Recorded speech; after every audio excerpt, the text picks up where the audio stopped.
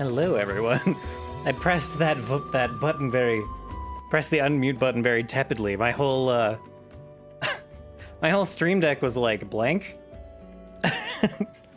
So it's just, I was like, I don't know if this is gonna work. Stream Deck was having a little bit of trouble last week, so we'll see. We'll see if it works, and it worked fine. Hello, everyone, and welcome to Thursday. Do you always give people 20 minutes to show up? Not always. Definitely not always. I usually do 15. I usually do 15 minutes. 15 is the usual, and sometimes I'm late for reasons. Today, this is kind of weird, but like my ear hurts. These headphones have been fine for like months. I've been totally fine and comfy with these headphones, and then like yesterday, like my ear randomly got kind of like sore. So I was looking around for earbuds, of which I have at least 4 somewhere. But sure, not here. Not here, not there, not back there, not over there. Dunno. I've got like 2 Samsung ones and like 1 incredibly old Apple one, and then one random other headphone that I used in San Francisco a ton because they were very comfy. And yeah, just I don't know where they are. I know I might know where the San Francisco ones are, where the third-party ones are. They might be up in Kaomi's room. I might have lent them to Lynn at some point or something. So that might be where those are. That's an epiphany. I'll check that on break. But yeah, so I was looking around. I like looked around before I hit go live for the earbuds, and then I looked around again after. So yeah, that is why I'm particularly late today. Anyway. How's everyone doing? How is everyone's Thursday? This is, of course, not the usual DungeonDev day. Not that there's been a usual day lately. I don't know what the usual day is going to be. I don't know if I don't know what the schedule is going to be. The game is going to be on Saturdays. I would like to it's definitely not going to be Thursday as the prep day. That's for sure. That's probably still going to be the Zomboid day when Zomboid comes back. And I like to give myself a little more room to, like, stream the basic GM prep and then panic. If I stream prep, like, the day before the session, I am prone to more panic. And, like, my tendency to over-prepare really starts to run into some trouble. Like, when I was streaming prep on Tuesdays and then having the game on Thursdays, had some stressful weeks. Let me tell you. I also would still like to stream prep on the weekends because that's the weekends are basically when like most people can't come hang out. Like Rye and Varakti stream on Sundays and like Saturdays, I think. Saturday nights after the campaign. And like Connor and Moto usually aren't around on like Sunday evenings or like Saturday evenings. Usually those two are doing stuff. And I kind of assume if Bill is around, Bill will be elsewhere. Maybe Varakti's stream or something. I don't know. So I don't know. I would like to stream prep on like Saturday or Sunday, but it's tricky to do it the same day. It just is tricky to prep the same day that you played your campaign. And then it is also tricky for me to stream my whole weekend away. But I suppose there's a world where I have a full-time job and I'm getting up at a time and I just get up and stream prep for 3 hours on every Sunday or something. Like at, 2 p.m. or whatever, like earlier in the day, and then I'm done. And then I stop stream and I go do other stuff. That could exist.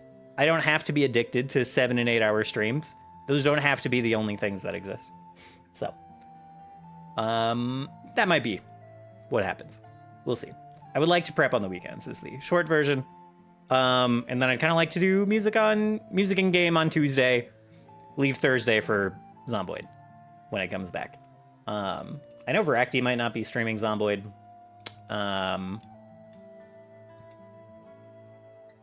So we'll see. We'll see if the day moves. We'll see if there's still a proper Zomboid day. We'll see what happens with that. There might still be like we'll probably still have the concept of a game night. Veracti might still record it. Nope. I'm probably still gonna stream it or at least record it. It might be the kind of thing that's better recorded. Like, I'm shit at interacting with chat live for Zomboid. And I'm shit at porting the recordings over to YouTube when Zomboid is done. Like, I'm bad at both of these things. So I might just record it and upload it later. Or stream straight to YouTube and skip Twitch streaming it, if that's kind of weird probably, but I don't know. Then I can like make it go live on YouTube separately. Yeah, anyway. So anyway, I bought this Irish soda bread, which is definitely just sweet American soda bread. Like, I bought it and then I looked it up, and Irish soda bread is just typically pretty different than like what you find in the US, which is like, it is this bread made with baking soda. That part is the same, but it also has like raisins put into it and like sugar sprinkled on top. And like, it tastes very like, it is delicious. It tastes and has the consistency of like,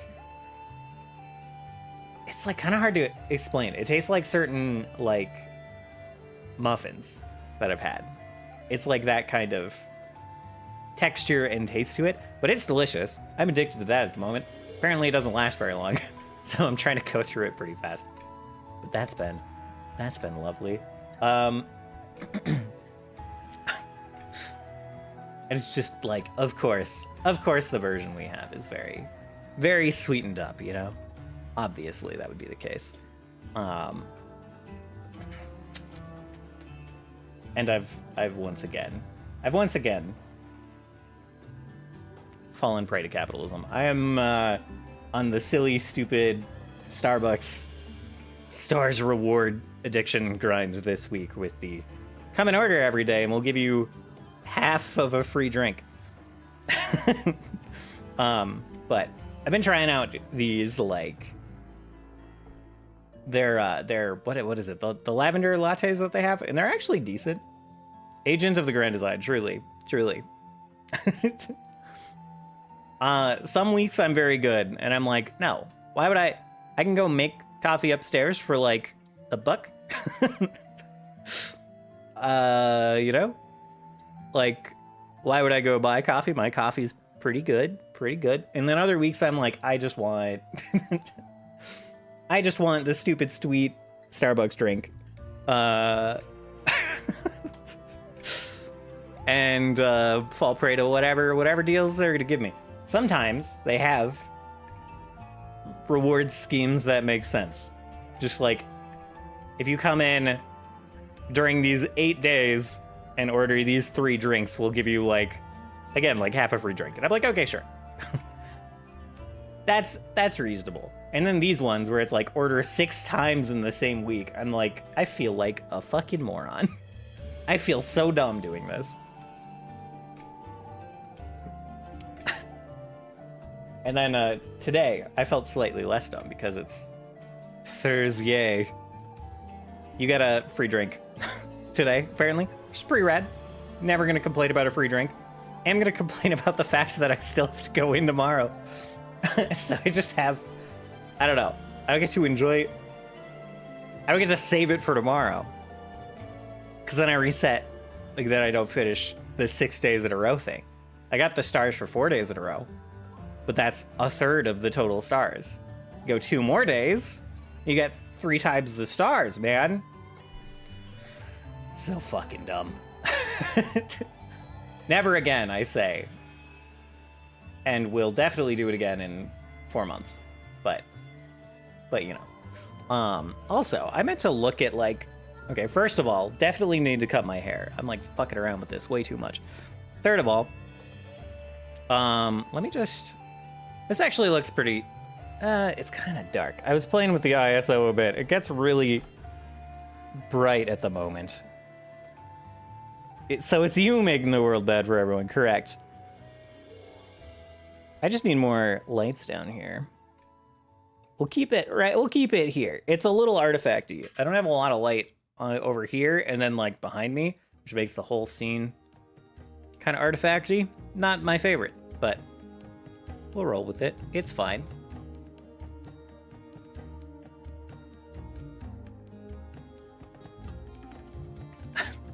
At least it's not me making gacha game battle passes stick around. At least I've totally removed myself from that. That is, like, such a such a turn off for me now. I just cannot handle it. I did one Valorant battle pass, played every day for like an hour, sometimes more. Didn't get to the end of that battle passes like a year ago now. And I just fucking quit. I'm just like, I'm never playing Valorant again. If their battle passes are this shitty that I'm playing for an hour every day, the whole time, and not getting to the end of the battle pass, coming up like 10 short on the battle pass. Like, what the fuck, man? It was so fucked. Getting all the daily and weekly quests done, and there were still 10 levels of grind before getting to the bonus levels that cost even more XP. It was like, what the fuck is this game? No fucking thank you. So, quit that shit. Quite like Valorant as a game. Not gonna get dicked around that much by by their monetization policies. Just no thank you.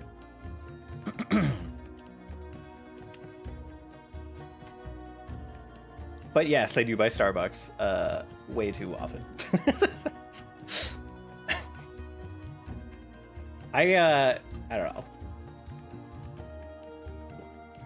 It's a little hopeless out there right now. It's a little hopeless. Companies saw the words inflation when, like, the stuff in the Ukraine started and everything else, and they just jacked up their prices, made a bunch of profits, and said, so inflation did it. I don't know. It's kind of weird that we have a bunch of extra money now. And so it's I'm like angry that my coffee is like $7 every time I fucking go to Starbucks. It makes me so mad, but not mad enough not to go. But it should make me mad enough to never buy Starbucks coffee again. It's fucking crazy that people just believe them, but also we need the shit. Yeah, like, we can't just, like, not buy at least, like, the necessities. I could absolutely not buy coffee. If I make my own coffee, I still have to buy milk. By the way, the, like, lactate milk I buy has not gone up at all since the inflation started. So that's interesting. But, you know, like, you know, soda went up, like, double the last 2 years or some shit. It's wild. The only way I'm, like, fighting back at all is, like, I'm just buying store brand shit. Of everything possible, I'm buying, like, store brand stuff, not buying, like, big brand things. Yeah. Hello, Rye. Hello. How are you doing?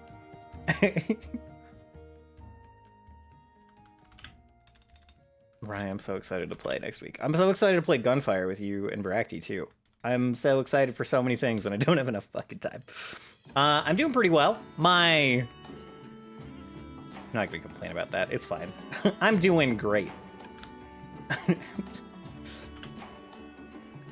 Yeah. I'm, like, to some degree, this is going to pull up a clip, and I'm going to get bamboozled in the middle of my How long before Rye gets spotted are we thinking? I'm afraid I'm going to kill somebody first, but I'm probably going to get spotted right away. Yes. We are full of capitalism rage at the moment, for sure. Attention. The solitary Beyond that, to maintenance. Unless I need to find a my like whole setup here is like in the way of the clips in my OBS. I need to figure out a different. I have just missed this drama.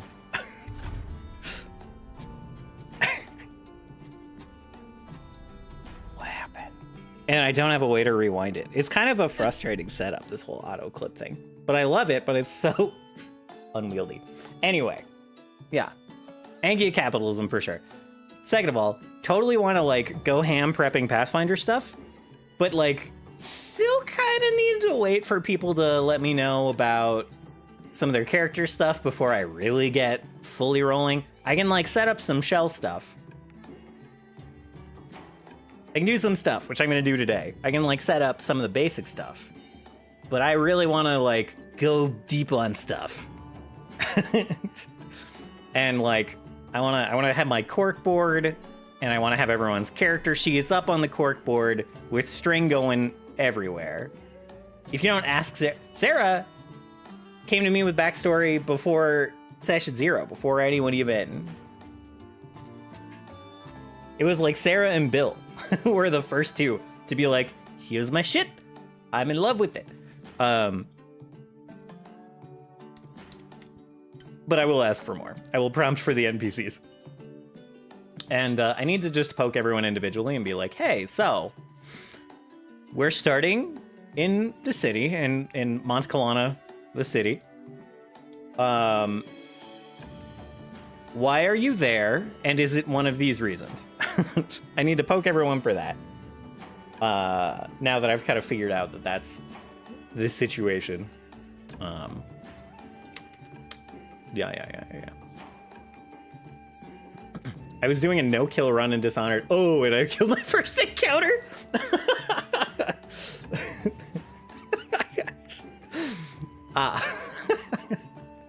That's, I see. Instructions unclear, I guess. Oh, no.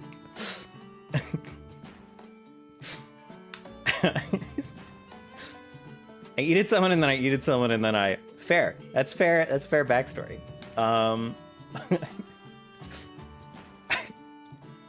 I will definitely... I will give everyone the option of like, hey, why are you in this city? Is it one of these reasons? Or is it Jesus take the wheel? Barakti was fond of the Jesus take the wheel options a little bit. And I was like, I don't know if you actually... I don't know if you're... I don't know. I don't know if you mean that. I did warn Barakti, Moto, that if he picked to be a tree dungeon, then he had no choice, and I had no choice. The dungeon was just going to be, like, all over the place, just an absolute mess. It was gonna be...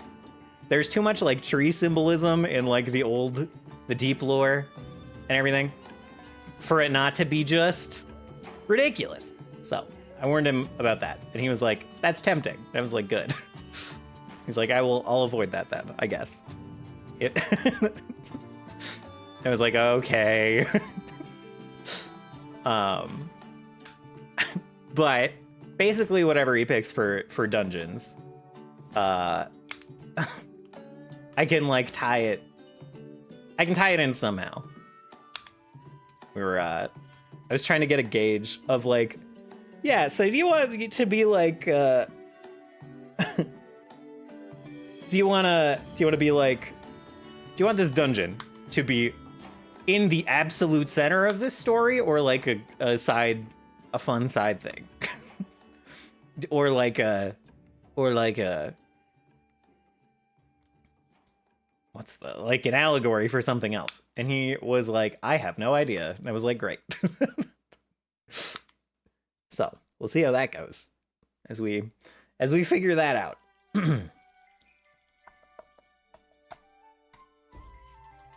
I'm a tree dungeon. Okay, so you are an evil worshiper. I mean, you know, the tree dungeon, there's options. There's plenty of options for the tree thing. Could have, you know. Maybe if you guys conquered the dungeon, maybe he's the olive tree outside of Eden, and if you guys conquer the dungeon, you just set the 4 free, you know? Who knows? We have at least 3 distinct options. Very true, yeah. Yeah. How about no? What, that wouldn't just be a fun thing to spring on you guys? Just at the end of, that wouldn't be, sprinkle that in? That, okay, I mean, all right, if you say so.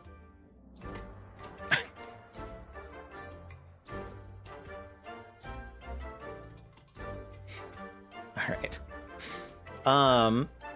Oh yeah. I was gonna watch the Skarner video because I said I would watch it on stream. So I might pull that up and watch it before we get properly started. Oh great, we just eliminated the only thing these 4 bastards are afraid of. And, yeah. I mean, maybe it'd be fine. Maybe they'd be like, oh, you beat the Dominion. Well, we don't need an army then, so we'll bye. See ya, then. Good job. Have your planet.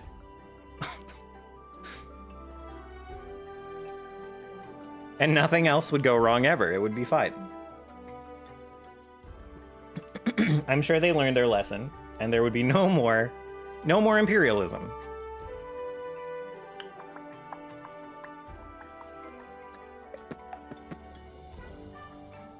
I need to like, okay. Yeah, nothing else. Yeah. Yeah.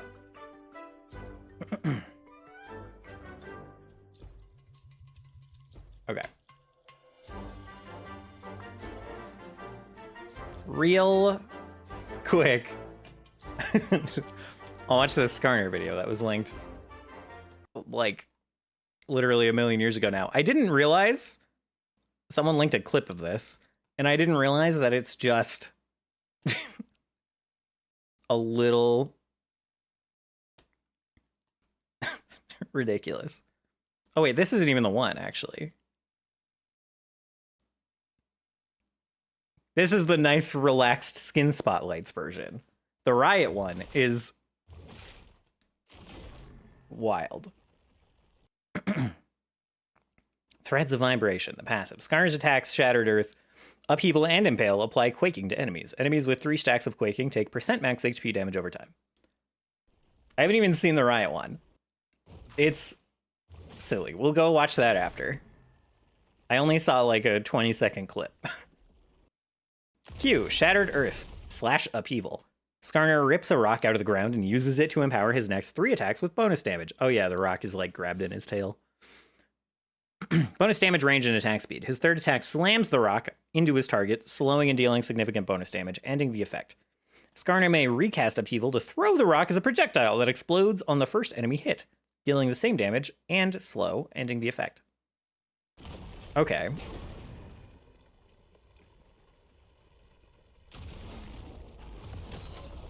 Neat. A little less spammy than old Q then. Skarner gains a shield, so W is still a shield. Slams into the ground, releasing a shockwave that damages and slows nearby enemies. Another slow. Interesting.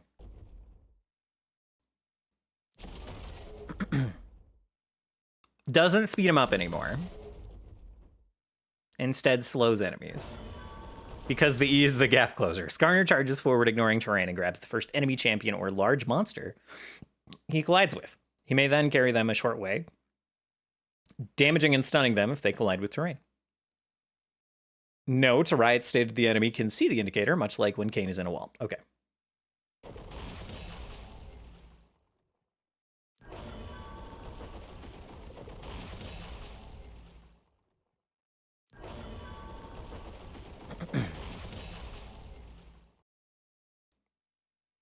His new Q is just all of his old abilities in one. Oh my god! Oh my god. Okay. Skarner impales up to 3 enemy champions, damaging and suppressing them. 3, holy shit. Skarner gains bonus movement speed for a short time and carries them with him until the end of the effect. Note, you can't cast Q, E, or Flash during the ult. You can pull enemies over walls? Duration is the same regardless of how many enemies you pull.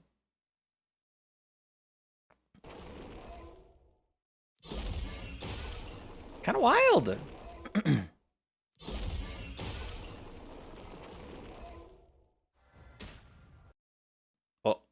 Oh, fucking Christ. Okay. I'm on my wrong account. No YouTube Premium. I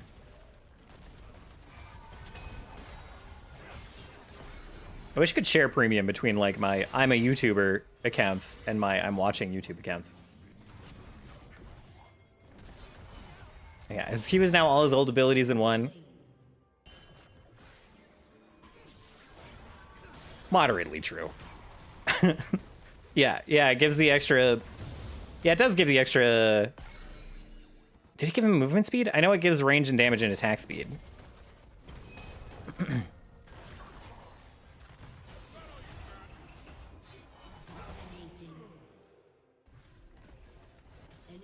But yeah, it does kind of cover all the offensive stuff of all of his old buttons. Oh, he going. Oh. Okay, so you can... Okay. So if you clip someone at the very end of the dash, you still get the full movement of the grab slam. This Jax is getting... This Jax is getting bullied by this Skarner. Go through towers, that's cute.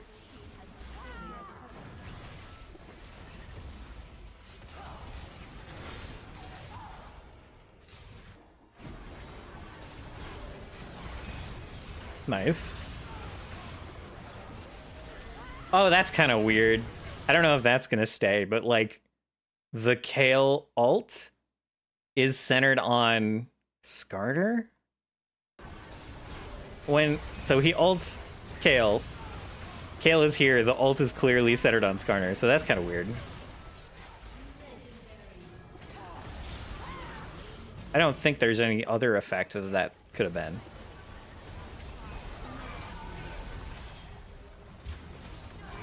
Odd. I feel like that must have been a PvE thing. And must not be that way now. Because that would make it so weird to, like, hit skill shots if their actual, like, model center is on the Skarner.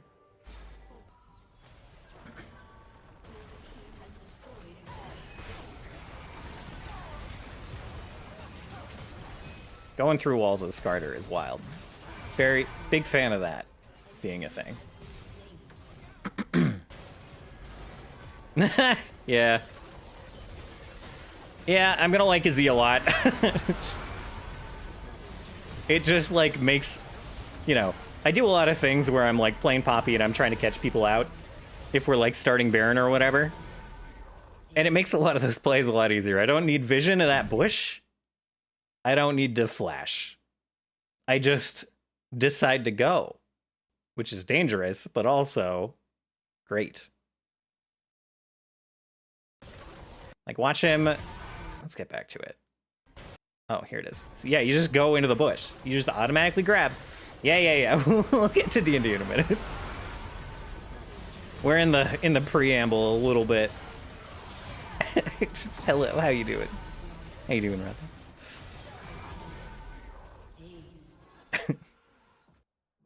What did I just... Oh, disgusting. That's pretty funny. Tremble before me. Okay, I don't need to know all of these. I don't really even need to watch the combos so much.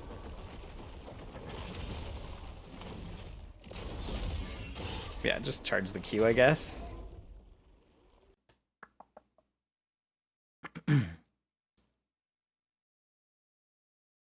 I don't need to watch the combos. I do kind of want to see the Riot one.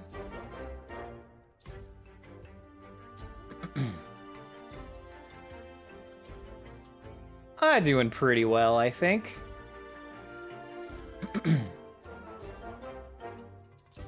Doing well here. Happy to get started.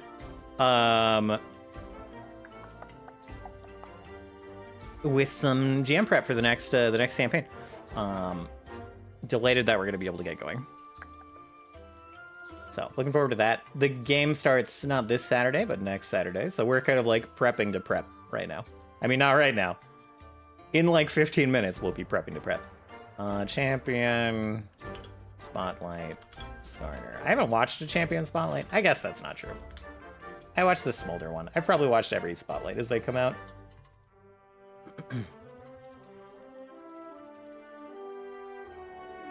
Where the heck? I don't know where the Skarner one is. Oh, it's only in a short so far. Man! Okay, so they don't have the full one out yet. Alright, we'll watch the short. That explains why it's ridiculous. Cause it's Skarner time! Quaking in your boots? You should be. Skarner's passive applies quaking stacks with each attack. Enemies with max stacks take damage over time. With Q, Skarner literally rips up a chunk of the earth, buffing his next few attacks. Then he smashes the boulder onto some fools and slows them down. Or you can recast right away to toss it at their faces instead. W makes the ground quake beneath Skarner, damaging nearby. That's a wide slow range. I thought you had to be like on top of people. And damaging nearby enemies. Wow! It goes from middle of the lane like all the way to the light post there. With E, Skarner charges fearlessly forward, following the cursor. He can Okay, that's like the biggest wall in the game, and you can just get all the way through it. That's sick. Through terrain, he then seizes his puny enemy, stunning and His puny enemy. Impale him, drag him, it's all still here, baby. Skarner can now suppress up to 3 enemy champions with his ultimate. That's right, 3. While suppressed, those helpless suckers are getting dragged along wherever Skarner. It is definitely shorter. You can't run, you can't hide. Wish they went ham on making him bigger. He's pretty big. He's not small by any means. He's not Shogath size. I think he's already enormous, but I want him to be huge. Which freaking item is it? Does the one item still make you bigger?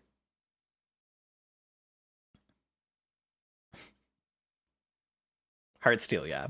Excellent. Excellent. 3. To go. You can't run, you can't hide, you can't do nothing. That's so dumb. Okay. Wherever Skarner wants to.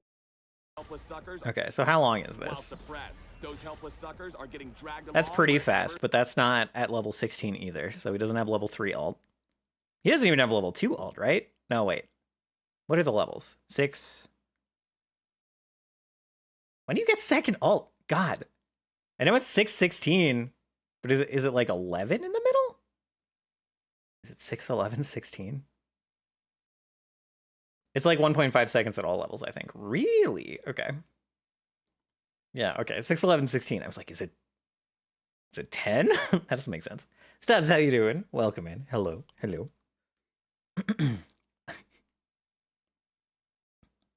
Okay.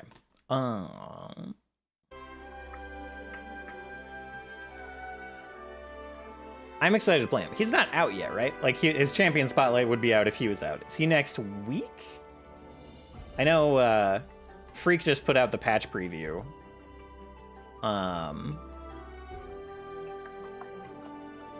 But I don't remember exactly when that comes out. In relation to the patch coming out. Got my butt handed to me because, yeah, the buy one, get one. I was just talking about that.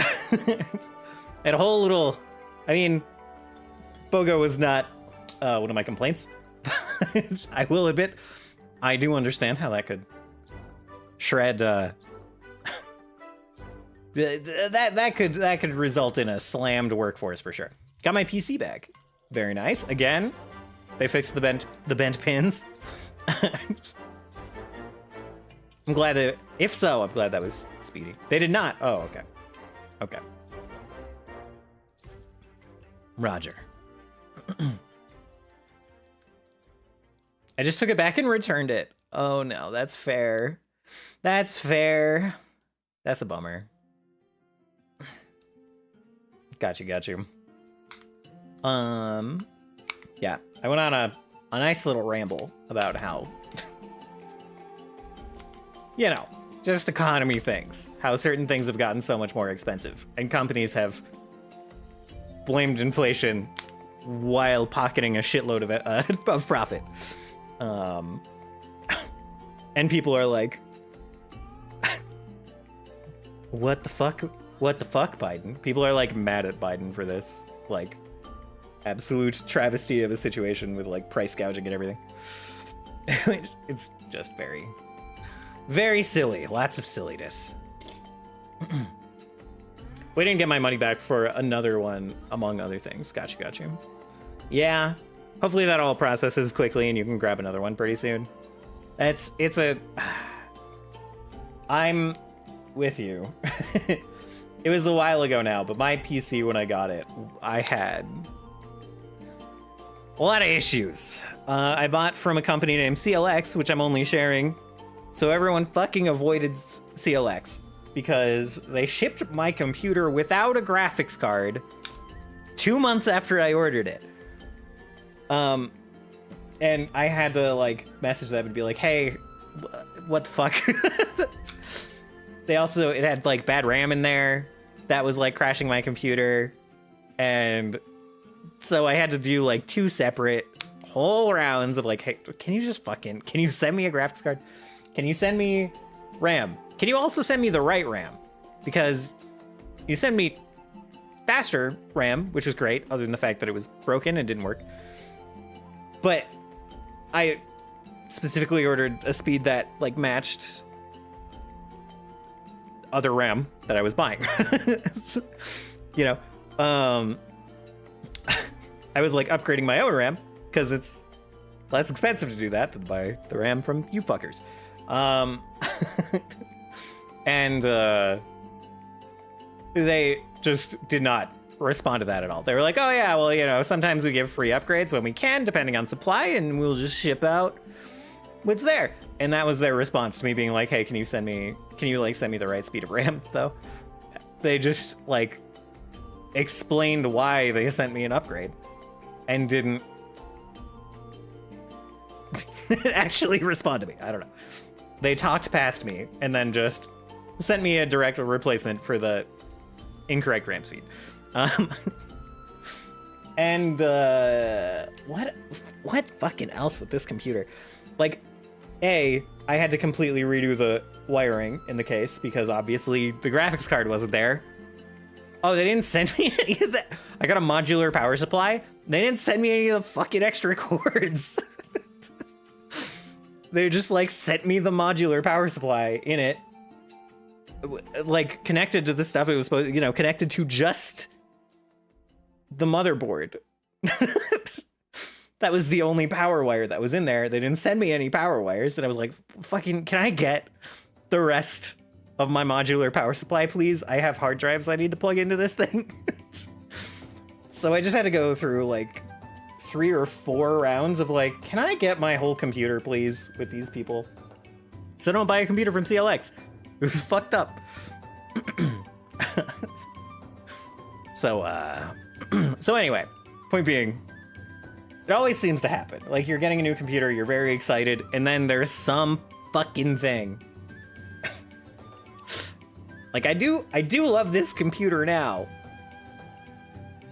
But at first, man, and then my last computer before this, I like bought it, I built it all myself, bought all the parts myself, put it together, and it like blue screened in the first day, and I'm like, God, come on, man. It's always some damn thing. Here's a tower now, just pretend it's a full PC. Yeah, exactly. Oh, the other fucking thing. I got the computer and the CPU cooler was clicking already. The all-in-one pump. Like, literally nothing in this fucking thing worked at first. I was so mad. It was terrible. The saga of your computer was crazy. Yeah, every time I got on stream, I was just like, all right, I got some bad news, guys. It's pretty though. it's pretty, and I didn't have to put it together, and technically, it was cheaper than buying all the parts at the time. The only reason I bought from a system integrator, I think is the technical term. The only reason I bought a pre-built, if you can call this a pre-built, I don't know, pre-non-built, pre-unbuilt, a box. The only reason I did it is because I suddenly had to upgrade my computer in the middle of the graphics card price explosion with all the, you know, crypto going ham and everything. And like the old graphics card in my computer at a 1080 Ti that I'd had for like a few years, and it was just like going. It was blue screening specifically. I was getting a lot of errors related to the graphics card. I think I overworked it a bit because I was like running a 4K monitor and streaming. So occasionally, like it would just. I think I like burnt out the RAM on it, or something. I don't know. I was asking a lot of it. So it was going, and I was like, it's getting worse and worse all the time, and I need a new computer. So we're gonna order a new computer. We're gonna order a pre-built, and because the whole reason I can't buy a new graphics card right now because a graphics card of any kind costs just $2,000. Like it was so fucked up. So I was like, whatever. I've had this machine for like 4 years. More than that? I'd had that machine for a long time, and I was like, we'll just upgrade the whole thing. And yeah. So yeah. So I was pretty pissed when I got it. And it didn't work, because my old computer was sitting here dying. I was so mad. Oh yeah, I just have my notes sitting here, huh? Where do I don't know where I want to start. Do I want to start with the Foundry? Like, I do want to start with the Foundry stuff, because it's the most like procrastination. Just going in and configuring all of that. Because I haven't set up like the Pathfinder settings or anything. We're gonna play with free archetype, and I'm, you know, I just want to go through and fine tune all the different things, and might as well do that today. But maybe we start with organizing my notes, question mark.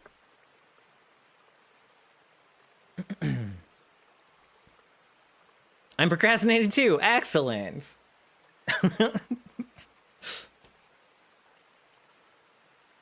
Let's see. I don't know if I showed you guys this, like the players. I know I mentioned it on stream, but like, here's my session 0 notes, right? On the right-hand side, we got through all of this in an hour. And then just like figuring out character stuff, smallest amount by my notes content, took more than the rest of the scheduled time. Which totally makes sense. It made me laugh when I looked at it.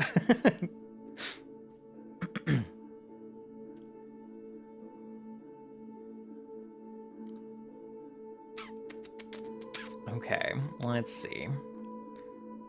So where do we start? We're gonna move this over here. Oh, that didn't move it. That combined all my windows. Okay. I don't think we want the lore subcategory. We want the monsters campaign. We don't want session notes. New folder.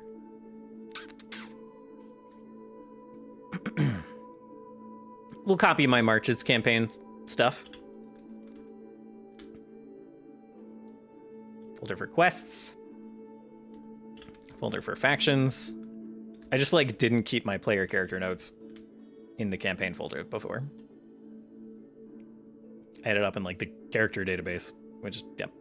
And then PCs. Oops. I can follow a naming structure. 3 PCs. 4 NPCs. Oops. Didn't really mean to pull up the lore primer. Okay. New tab. Move it over here. Stand by.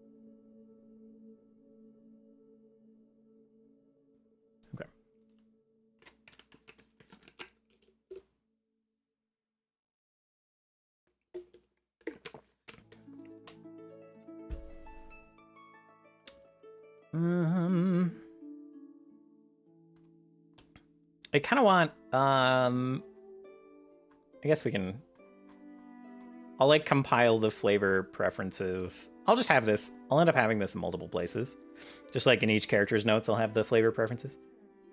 I'm going to pull one of my most successful procrastination strats and go take a shower. I'll be RV. Roger.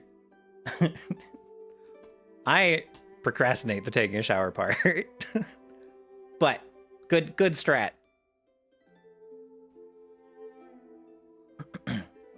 Really what I procrastinate is the part where I have to take a shower and then like dry my hair and then straighten my hair.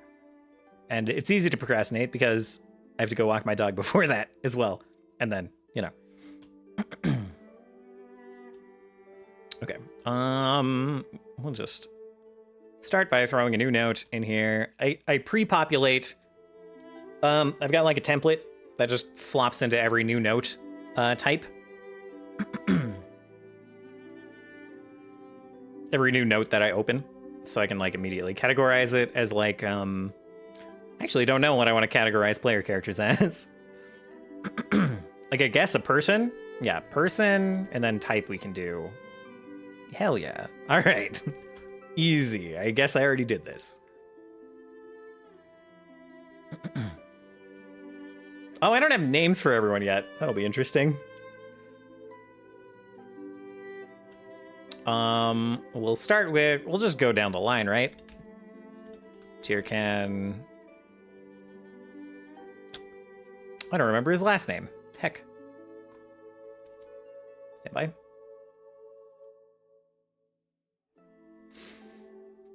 Did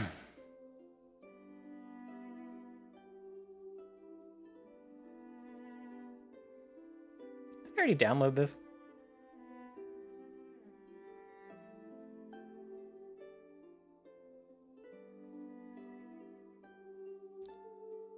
Maybe he doesn't have a last name. I thought he had a last name. Oh, it was like Skull Crusher or something in Forge. Well, I'll update it later. Pinned? Pinned where? Oh.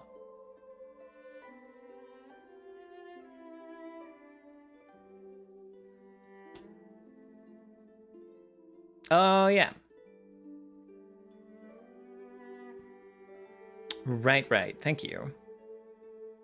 Storm Skull, not Skull Crusher. Cool. Okay. Okay.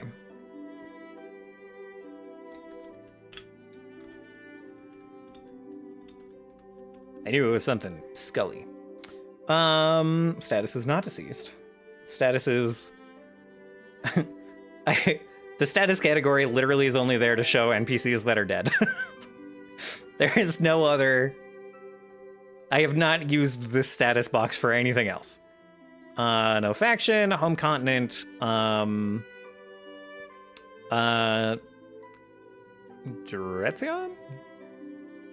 Aldhelm is the north one. Home country, Commonwealth of Monteclana. Home region. I guess I should... I don't have a different name for this yet. Let's open the map, shall we? Let's open the forge, shall we? We're just gonna need that anyway. I don't need 75 files open, I just need one forge open.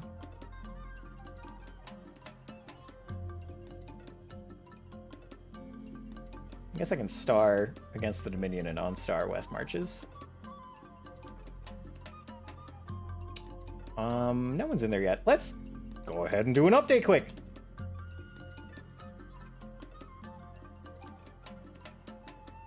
Mineral tables, levels, perceptive, Dorico UI, workbench, polyglot. Okay. Okie dokie.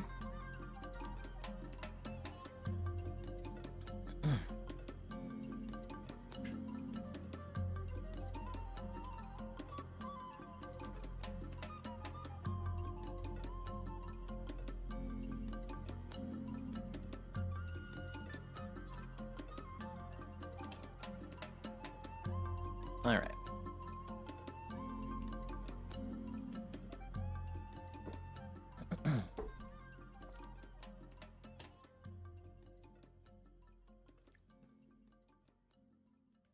Taking a minute. Let's see. We'll move on a little bit. Oh, I don't have like.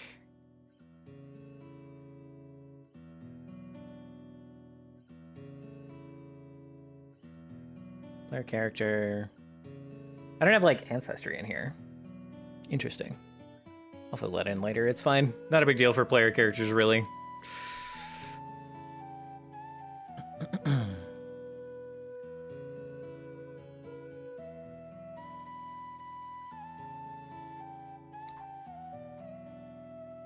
I might actually have to go through and relist some stuff.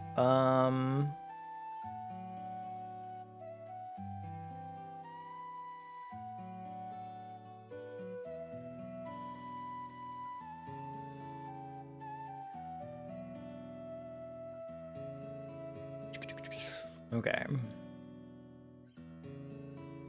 I don't have a lot of specific notes on Bill in here. Don't want to reveal too much, so we'll just keep it to the basics.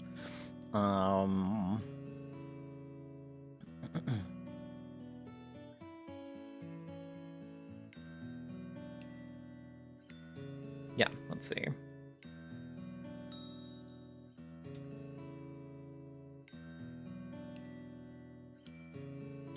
Minotaur, barbarian, and follower of Veskal. Secrets don't make friends, Varys.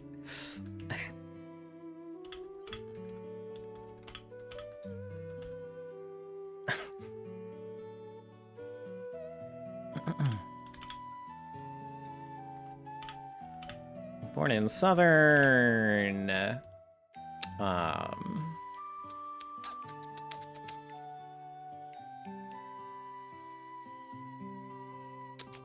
Born south of Mons Colada, basically.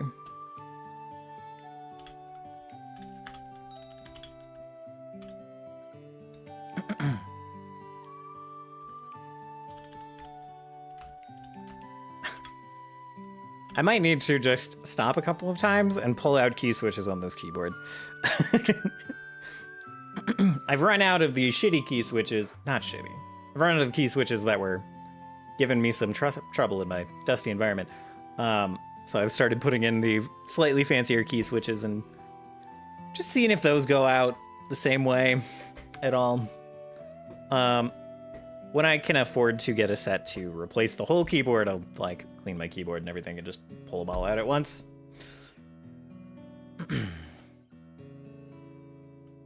Born south of Montcalana, where the mountain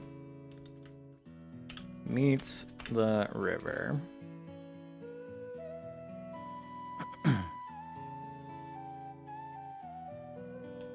And then bonds.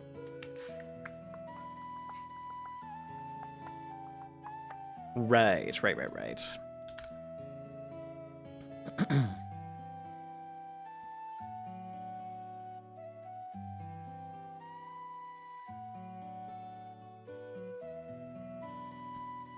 Has a bond from Dallas. No character yet.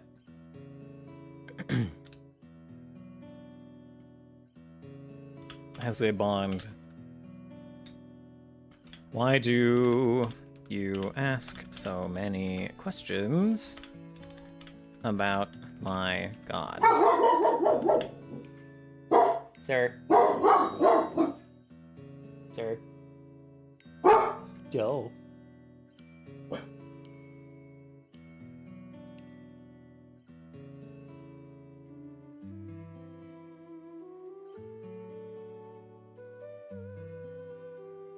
Punk dog. All right. Let's see. Do I have a last name for Steris? Stars?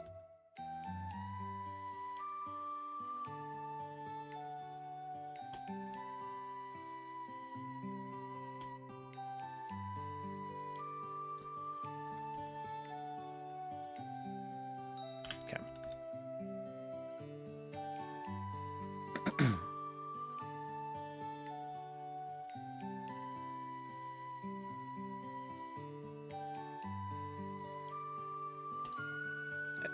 I have to double check what type of Minotaur.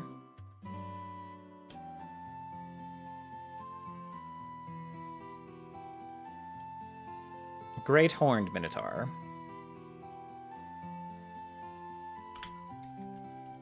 Minotaur. Giant Instinct. Barbarian. And follower of Veskal. Okay.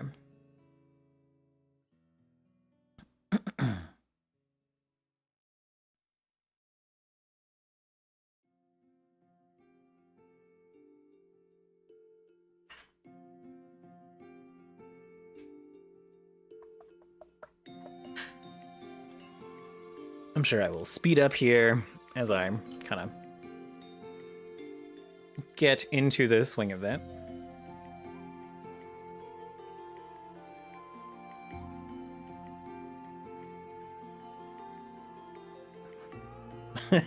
Sorry. I looked over and I just saw, who did you eat? As the bond between Rai and Moto.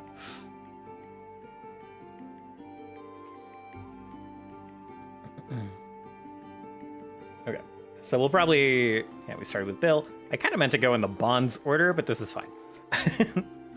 So here's a neat thing about Obsidian, by the way. So I just kind of like tagged that Tirkan has a bond with Steris. I don't know if I'm getting these pronunciations right at all, but I just kind of like tagged Steris in this. Steris doesn't have an entry yet, but if I click this, Steris now has an entry over here, down here. Which I can now throw in PCs and start working on. And when I do this, Steris is filled out as the file name and the name of the character. So like, doesn't save that much time, but it is kind of nice.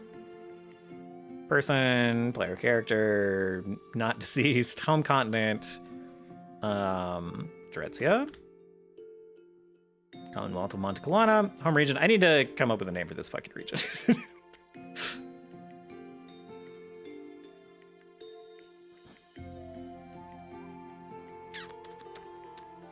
So, I think this is kind of where we're talking about. I should pick a color other than dark green as the GM. Something bright that stands out if I'm doing quick draw. You know what it should be? Let's see. I'm playing some voidy people. Some black hole worshippers. There we go. Stands out a little more.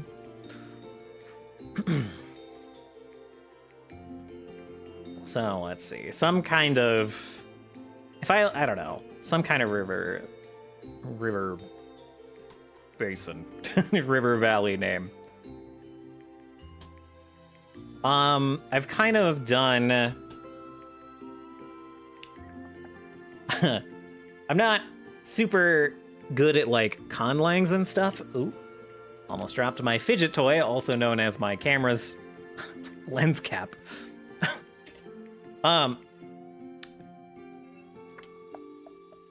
Yeah, I don't like invent my own languages and stuff. I try to, what I kind of typically do is, I don't know. I basically use kind of a reference language, but not like a reference culture, if that makes sense. So I've kind of like coded these names to be like a little bit Spanish. They're like similar to some names of places in Spain, or just Spanish names for people. And that's kind of what I'm doing with this region. So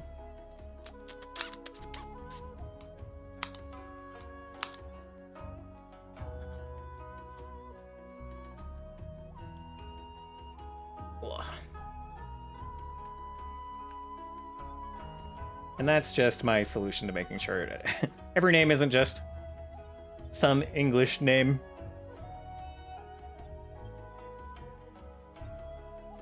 And giving regions a bit of like cultural identity. Name-wise, linguistics-wise.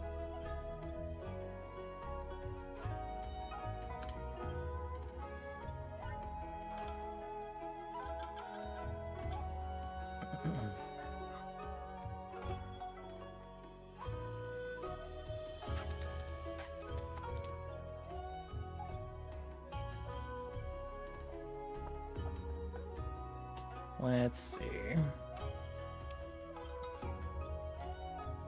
And also, I'm just so bad with names sometimes. Place names, totally fine, but...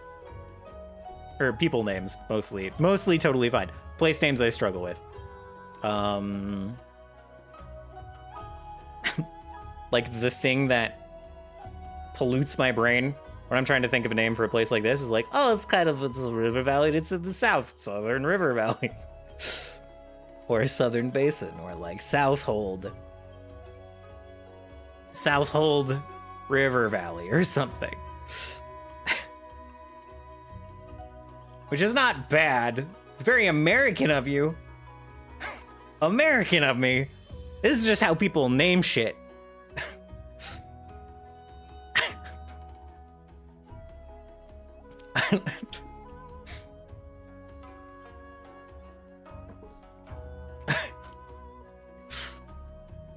Nodders. I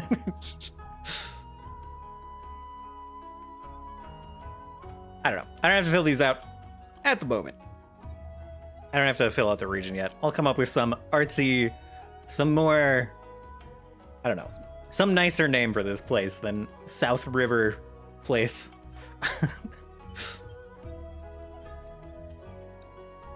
So, does Stairs have a heritage yet? Oh yeah, Uriel atavism.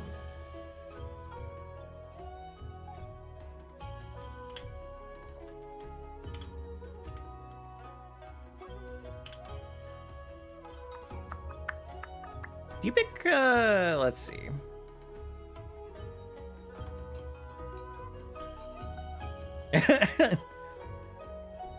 It's almost so close. I'm sorry. Atavism? Okay. Did I get the Uriel right? Because I feel like... I feel like no. Okay, alright, alright. Calamity Incarnate, right.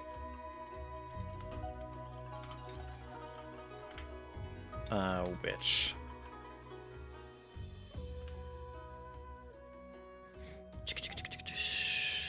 Let's see.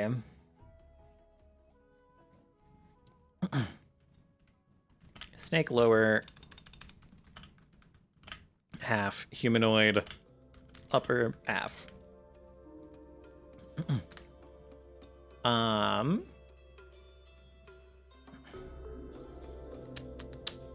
Let's see. I think I remember, yeah. Longer snake hair. Personalities. And names for all of them.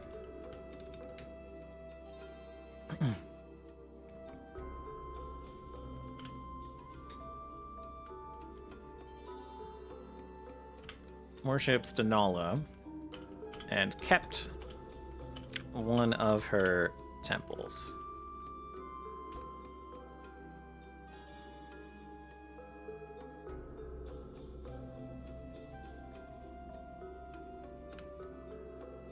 Let's put this below the basic descriptions. Lived very peacefully, then something made her take up the mantle of violence. Themes.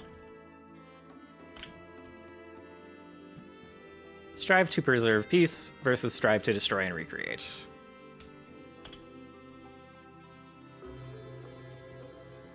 Can I, like... I can't zoom in on this very easily. I guess I already kind of made this... I tried to make this bigger text so that it is visible from not a... You don't have to full screen me to see this, but... if it's, like, too hard to read, let me know, and I can try to adjust the text further. One thing Obsidian doesn't have is I can't just hold control and, like, spin the wheel up to, like, zoom in. I have to go in and, like, adjust the text styling, which makes it slightly less convenient for stream stuff.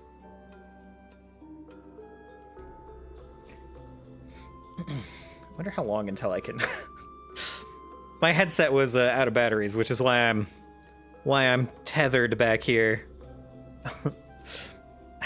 Wonder how long until I can unplug that. Probably go until the first break, and then I can unplug. Okay.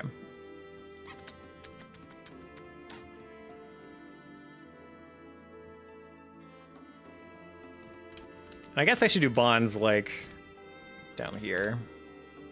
As a separate category. You know what I should also do? Bop, bop, bop. Bop, bop, bop. Make them headers.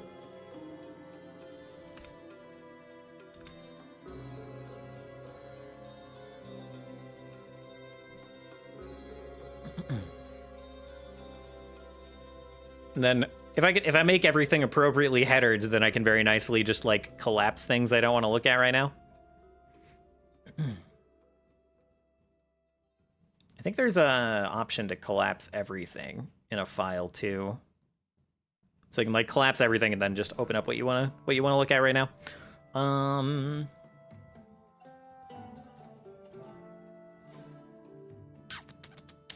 Welcome back, Rye.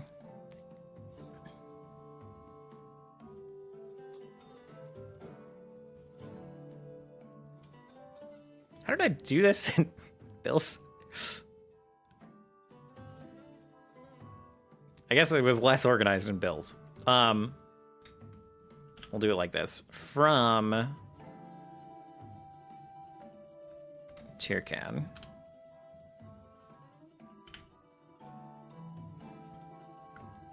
Why do you ask so many questions about my god? To Rye's character does not have a name yet, I don't think. Which is totally fine.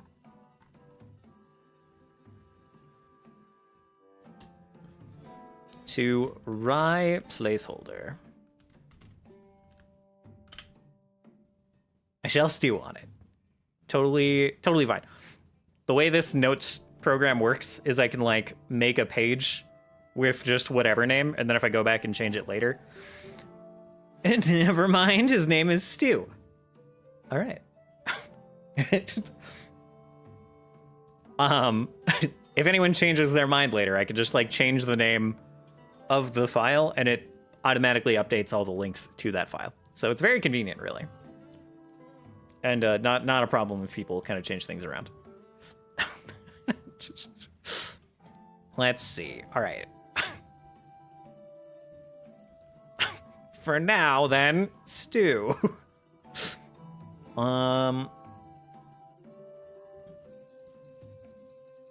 You keep them close because they know your secret.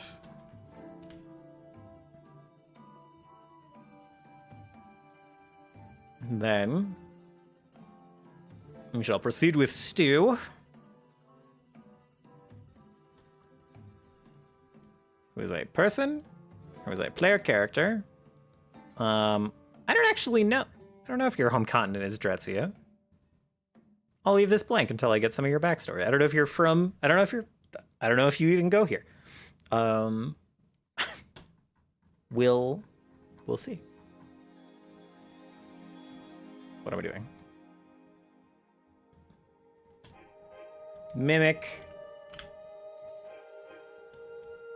Rogue. Maybe. Or investigator.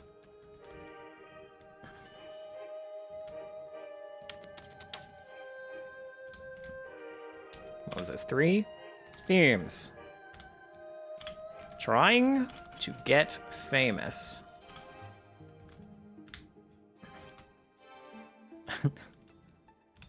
Thinking they are super famous. What? People do not recognize them.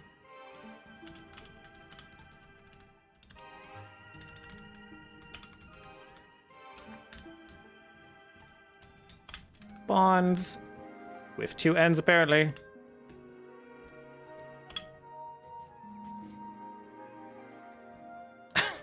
Did you know with the new boomerang shield from the Book of Many Things, you can attune to it Give it to a Warforged ally to integrate into them, and then you can throw your Warforged ally into enemies, all while singing I Came in Like a Wrecking Ball. This is something you now know. Be well and wreck them. Thank you, Noctabeard. Thank you for the wisdom, for the wonderful build. This is an interesting strategy that I was not aware of.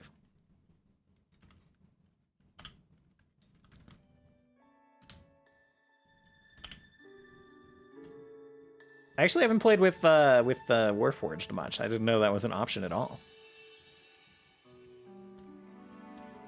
Keep them close because they know your secret from Steris. With... Does Isha have a last name? Isha the Grinning Seer.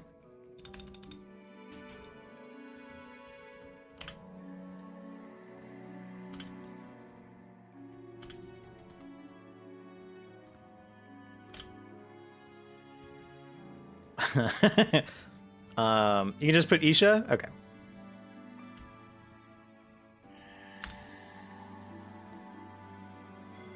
Grinning Seer is a moniker. Fair.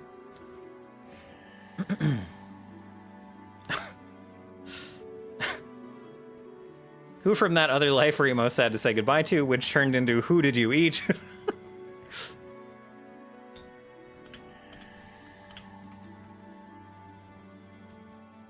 And the answer was, I didn't do a very good job of taking notes of the answers to some of these. Not all of them had answers, but I know this one was just like initially was the former keeper of Isha's temple.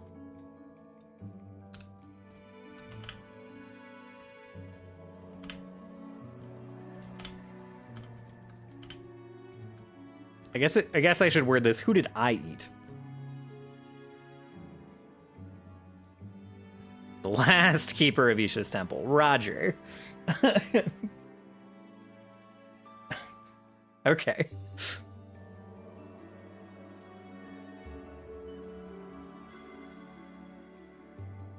I guess I did know one of them. I noted architecture for for Connor and Barakti's bond of what kind of hobby or weird fascination do they share.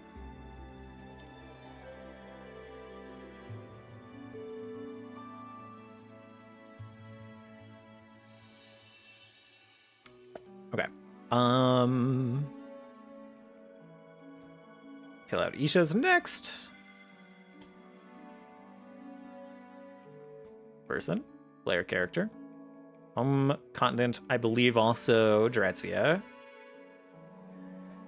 And the Commonwealth. The region I'm less clear on, but I think it was also that kind of southern... Maybe we're not settled on it. I know we mentioned several possibilities.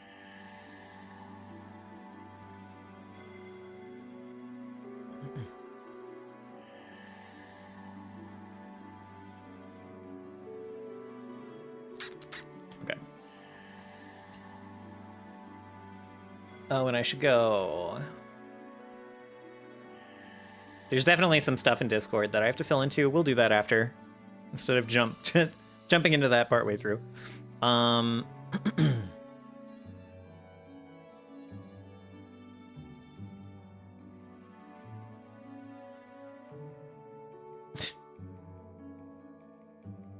I make myself laugh so much. I just looked over, and there's like Test Oni, Test Mimic. It was like Test Minotaur and everything. I couldn't remember the name of Connor's thing, of the Evil Eye or whatever it is, so I just did Test Optometry.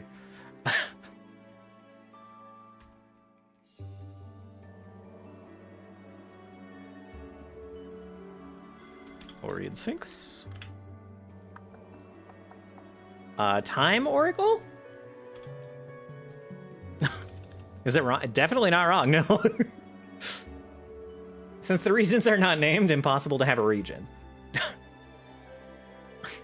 True, I suppose. I'm not convinced I'm going to be an Orion. Totally fair. I will alert that for now. The dirt eating meme is funny.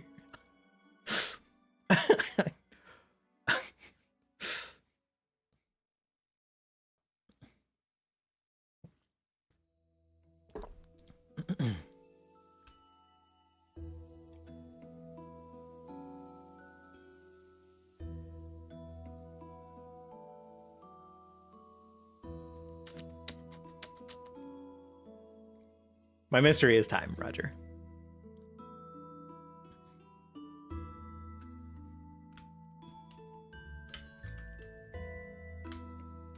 Let's see. The themes is kind of the endless possibilities of crushing future. Also, I should probably just look at what you filled out in the form rather than looking at this, but I'll go do that. I'll do that later, like I said. Possibility in contrast with prophecy and what it means to be cursed with power. And then bonds.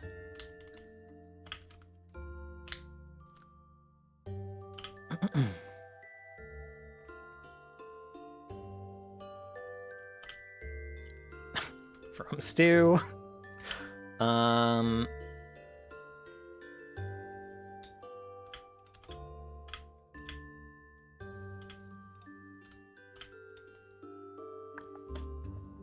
Literally just gonna go copy this.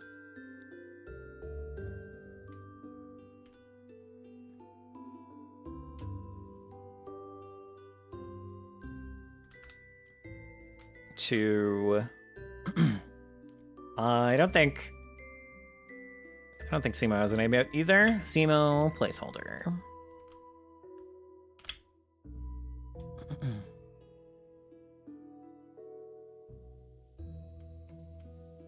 What promise did you make me keep?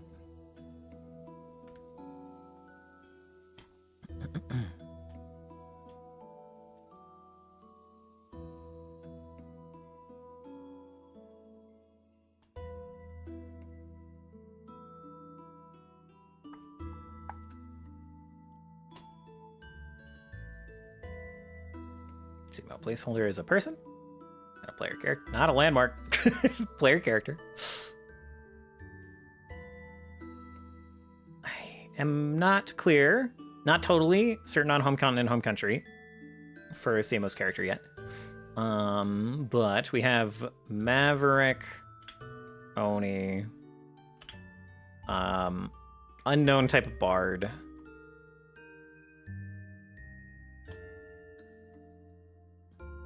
Wait, Maverick. Hedonist Maverick Oni? Are there multiple subtypes here? I think so. Hedonist Maverick Oni. Some bard. Upbeat, polite, experiencing life and experiencing people.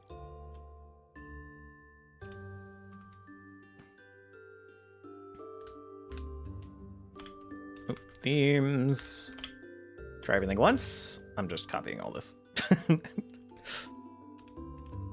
Try everything once, even if it's stupid, and people are telling her it's stupid. Okay. Bonds from Isha.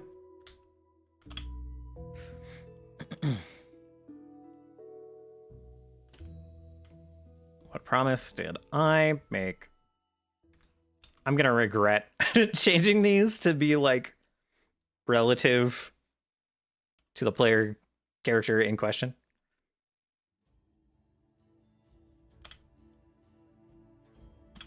To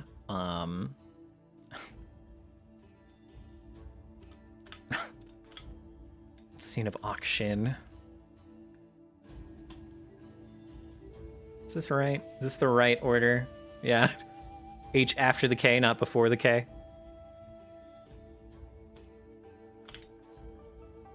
Some professional relationship.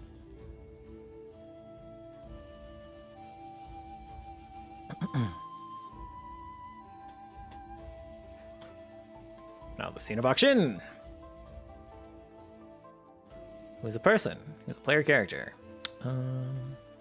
By the way, if I make new notes in a particular category, some of these are automatically filled out. But since I'm just kind of starting with the name, you know, you have to pick and choose your automation a little bit.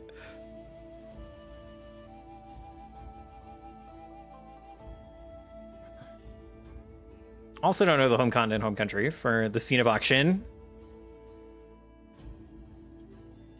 But they are a beholder, Is that the name of the...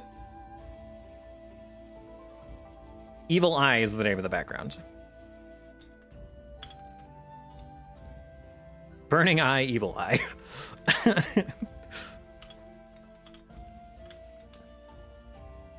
Burning Eye, Evil Eye, Bard, who can't read music.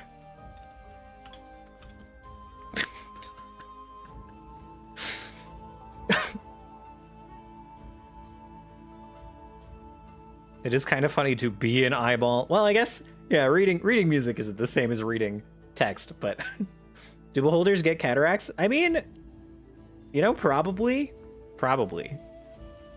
They probably have a whole different suite, a whole expanded suite of eye-related medical issues.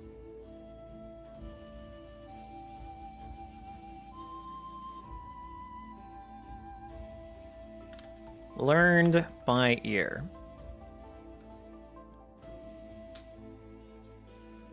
Oh, also considering investigator. I forgot about that. But probably bard now.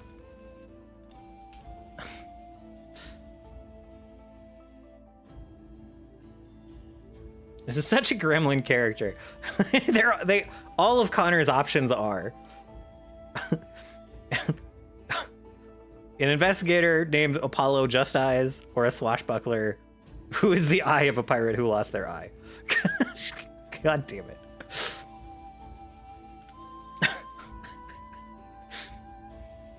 Can't fucking read, yeah. Learn music with his ears. Can you even find the ears of Cenobok Shin?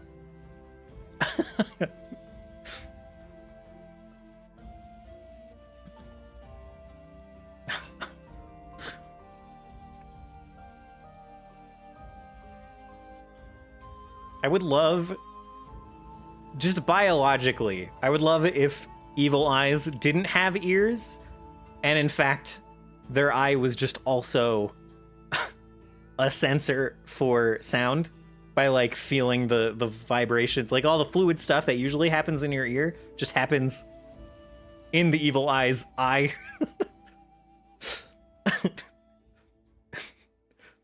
So even though he can't read music, like the whole inspiration for that sentence is, even though he can't read music, he's still literally using his eye to see the music.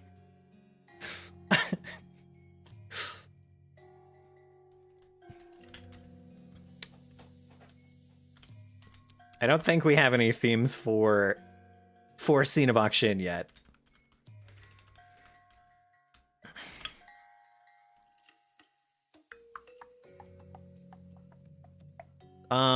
From Simo placeholder, some kind of professional relationship to Varakti wrote a name down. I don't know if this is a permanent name, but as discussed before, it doesn't really matter. But Turis Einkrad.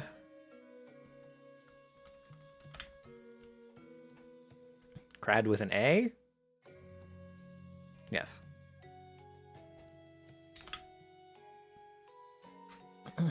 What? I'm copying and pasting this. This shit's too long.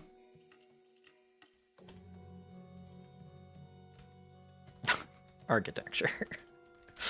Share a fascination for architecture.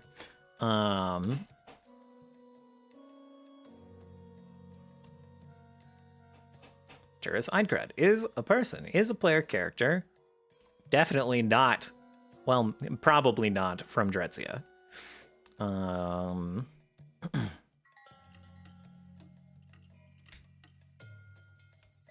Living dungeon summoner.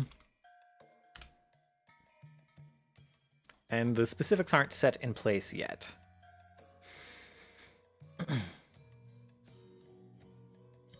So neither is anything else. There are no themes yet. Will be determined by the dungeon, the Eidolon, etc. Bonds.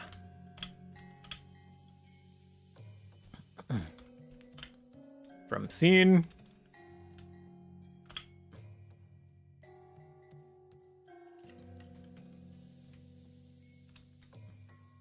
What kind of hobby or whatever, and architecture.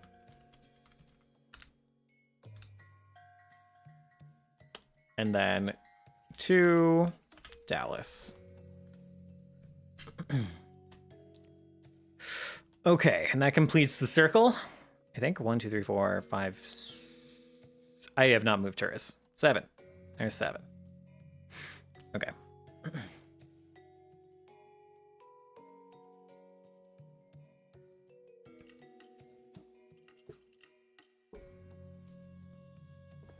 Okay, so there are all the characters in my notes. So now I can go down from... Hi, Joe. Hey, buddy. So now I can go down the line of the people who have submitted the little mini bio. And...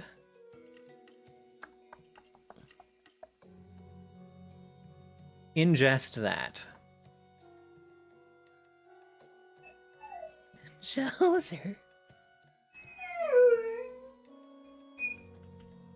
Bubber. Chucho. You're such a butthead sometimes. Hello. Hello.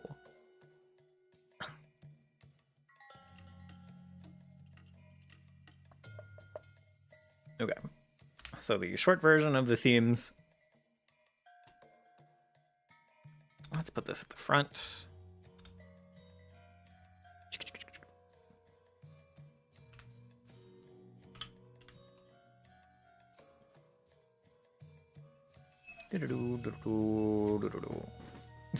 Grumpy dog. Grumpy dog, hello. I just started, man. I'm gonna be here a little bit. But I'll see if you want to go outside in a minute. Got a break coming up. Stairs, themes, identity balance, rune preservation.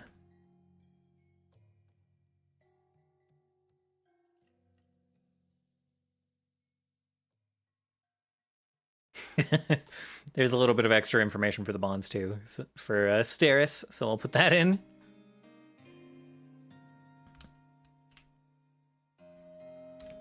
So Steris has the themes of identity balance, rune versus preservation, and the whole campaign has kind of themes of kind of like being othered, of being kind of like the underdogs, as someone in Session 0 put it, of being the heroes that the world deserves, not the hero that the world wants, or the hero that the world needs, rather, not what they want. So that's kind of shared, but I'm gonna see if there's anything kind of like shared in everyone else's themes, or anything that can kind of like weave back and forth as well.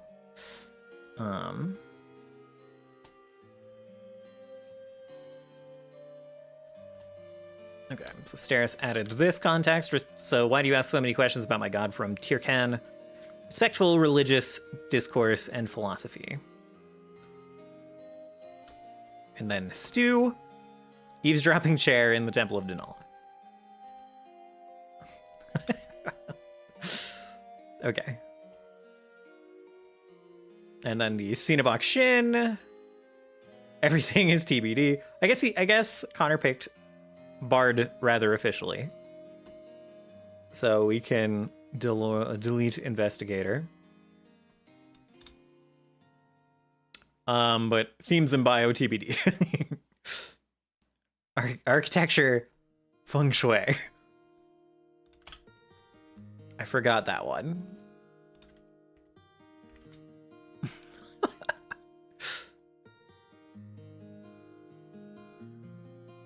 Let's go throw that in Turris's.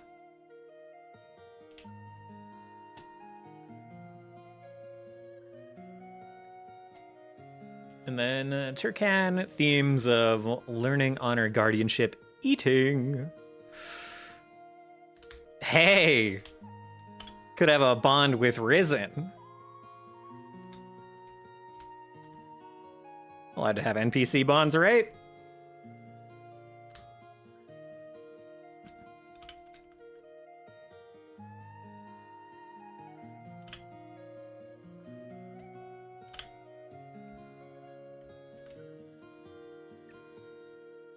I love when people are like, things my characters like.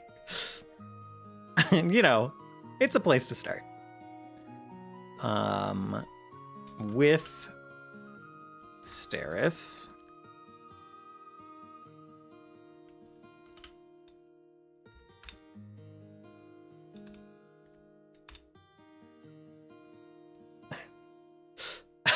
All of the other ones are more, you know, eating could be a theme.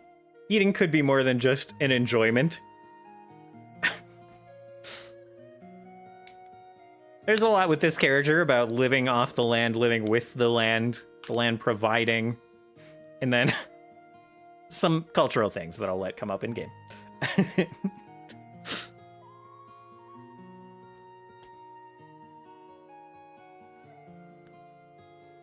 Dallas TBD. Oh yeah, Bill also had this extra context, so.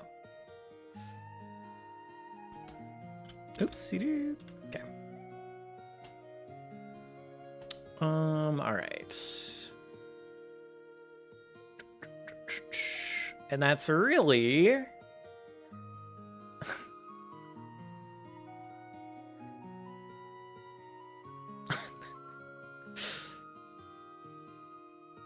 that's really about it as far as the character stuff that has been given to me in public. So I'll fill this out.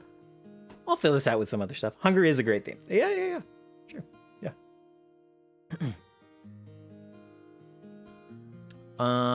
Yeah. So that is all here. Maybe we take a break here. Go ahead and chunk this nicely at the end of the character stuff. Let me go ahead. Got the lore primer here. I think that's flavor notes for now. I don't need this fucking... I don't need any of this shit.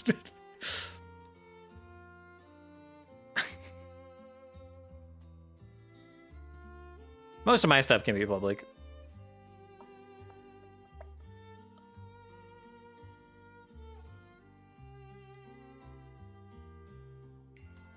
Indecisive.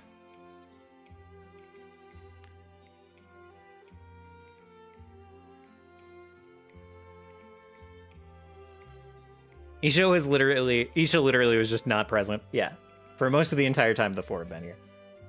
Right.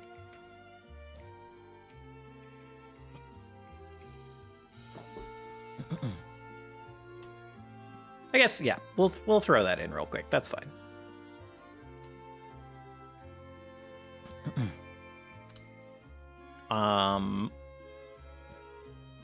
It came out within the last 40 years. Right. Spent most of the time. Most of the fours. Hold on, let's do this. The four. I don't really need to link the four here. It's fine. Occupation of the world. I'll just leave it on occupation. Spent most of the four's occupation away from the world. And has only come back in the last 40 years or so.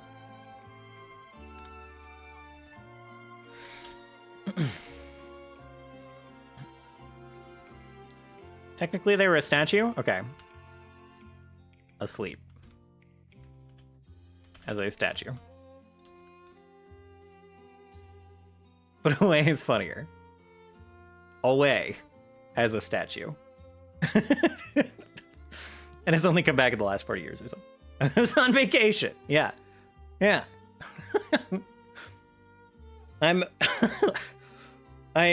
very curious about the specifics of this time away. Like, did they turn into a statue on the material plane and they were literally asleep? Or were they floating around the astral for a while? I'm very curious.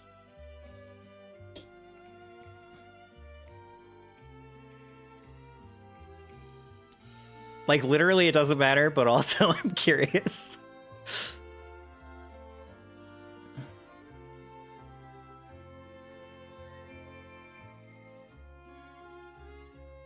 Flavor notes, let's see. Lines.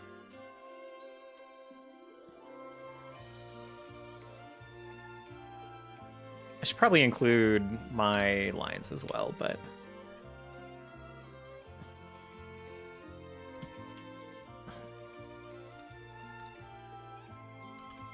AKA...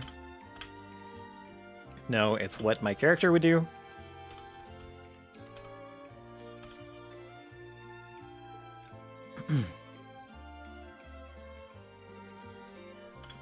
To justify being a jerk.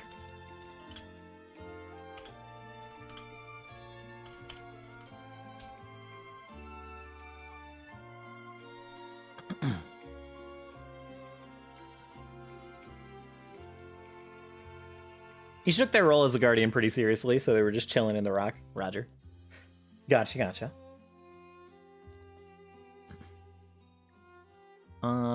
Veils. I thought we had more veils. I know we had some bogs. But we had plenty of bogs. I thought we mentioned more veils. I might have to go listen to that section again. I know we didn't have a lot of veils, but I thought there was something.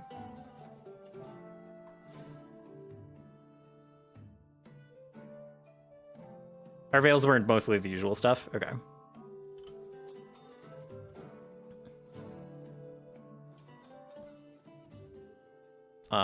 Let's do this. We'll do this. Let's see.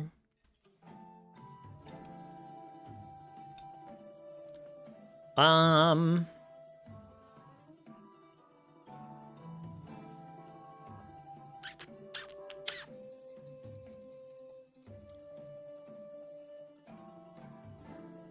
don't know. I'll just say content preferences.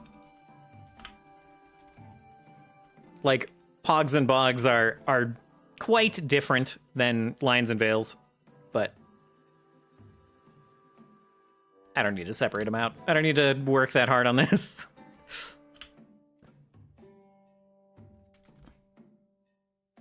Come back to veils.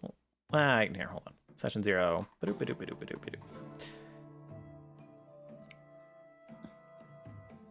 Right, dragons. And blanket, fantasy, racism.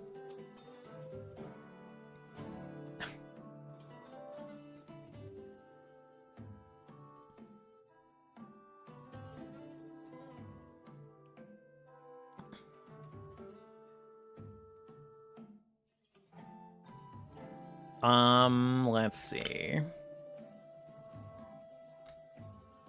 Veils were pretty much covered by my, like, torture and sexual content examples. I'll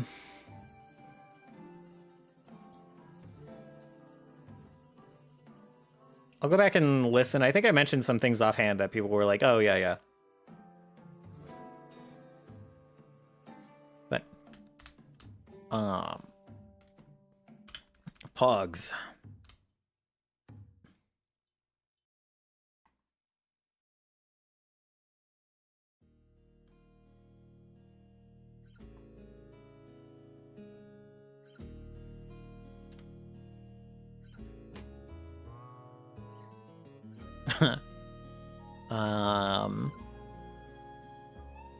Being the leader, siege subsystem, multiple things playing out at once. Downtime? What the fuck? I have to go back and listen to this part. What the fuck was joint mission?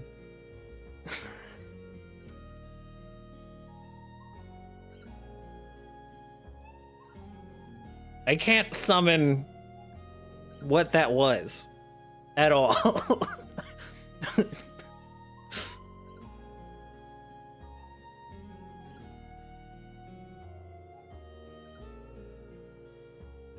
Yeah, I don't remember. It's fine. Man, we have a lot. Should I run down the list? Some people might. I mean, it's a pretty small crew right now. Whatever. This video's going up on YouTube. It's fine. So Mono, we went over the pogs. For the people who weren't there, I'm sorry. I'm mostly babbling to Moto right now. If I'm being honest, YouTube people later. Pogs are things that people like and would like to see in the game. And since this game has a lot of themes of of outcasts, it's like a monsters save the world kind of game. Many people were like, I want racists to be in the game so we can fucking so we can eat them and murder them. So that's Moto's first one, is racists to snack on. People to criticize not being the leader, and a siege subsystem, which surprised me, which I will look into. Dallas wasn't there to defend himself, so we just said playing tricks on other players is something Dallas likes. Connor said multiple things playing out at once, maybe downtime and joint missions. I'm not super sure what joint missions are. I have to go look at that. I'm sorry, I am ill prepared. I assume it is not related to substance use, but you never know. Oh, fuck. Sorry. Okay. I'm going to reformat this as we go.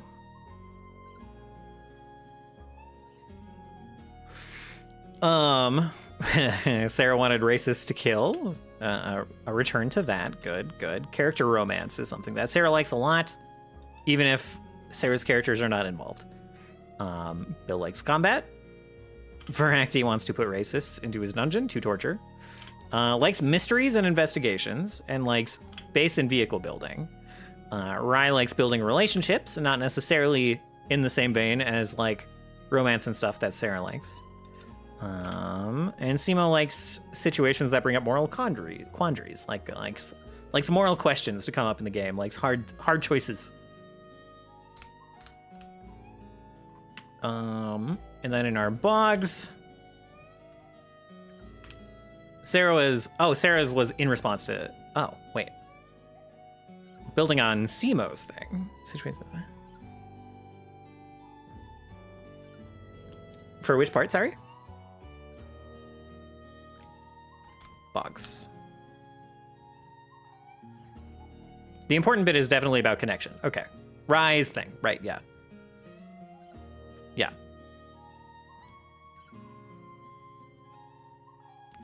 Yeah, there is definitely like a shared theme of connection here too.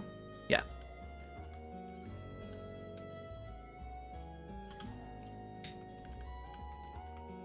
And like generally the party coming together, building up their kind of connections inside the party, having more inter-party connections and relationships.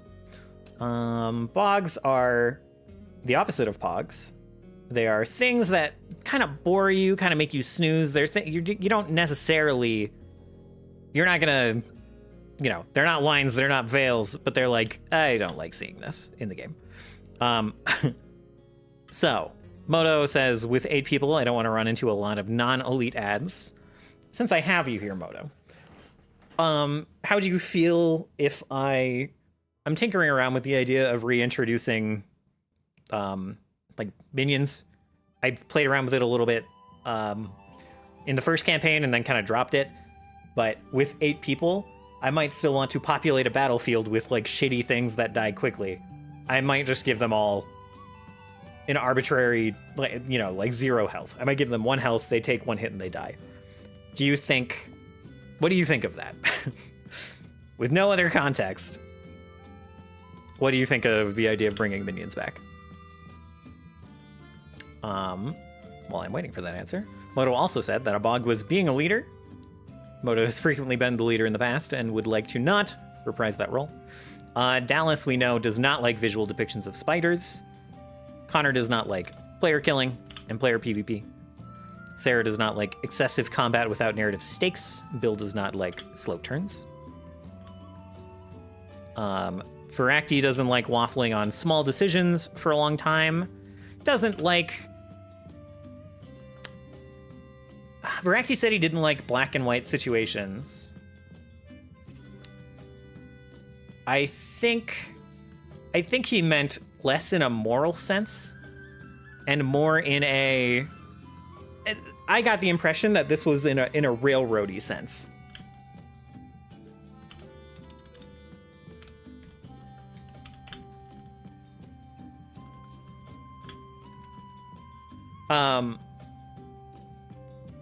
Yeah, there's like, there's a bit of, it's a bit of a combination of two things, because he mentioned the kobold in the beginner's box, who, like, they didn't just let him go, they didn't just kill him.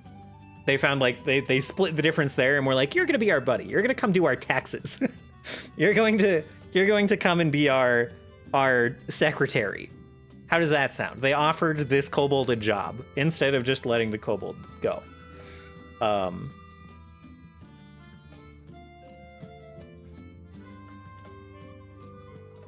So I think there's two parts. So there is a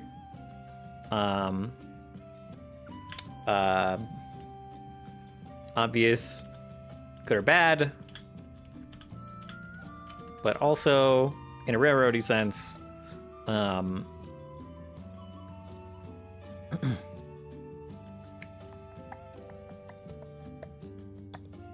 you know, doesn't want options arbitrarily restricted.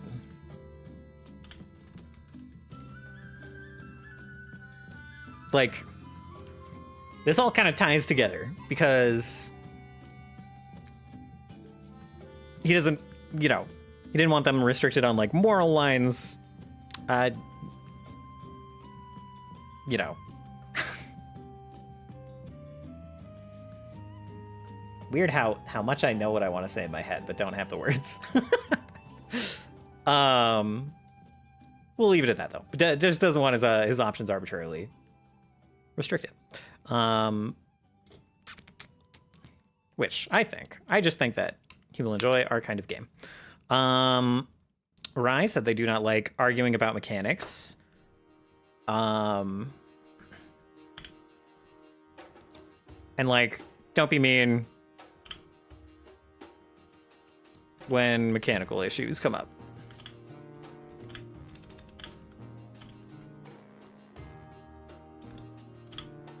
And Simo put monologues as a blog. I have to go back and listen to this again too. I got the impression that this was about lore dumping, but I'm not 100% certain.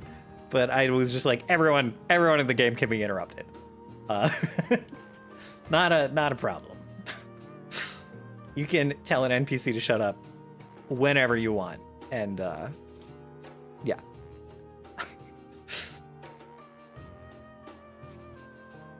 So I'll put a note here then, like.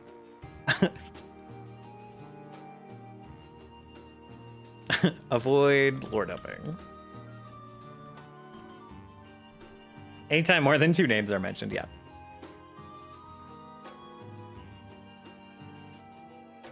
The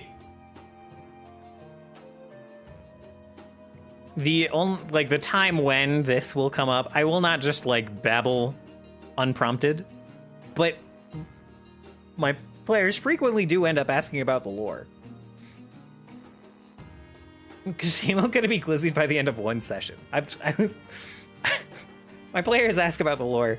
They do, like, farm information. So even though I don't ramble unprompted, I've got it ready. I do have the Uzi loaded.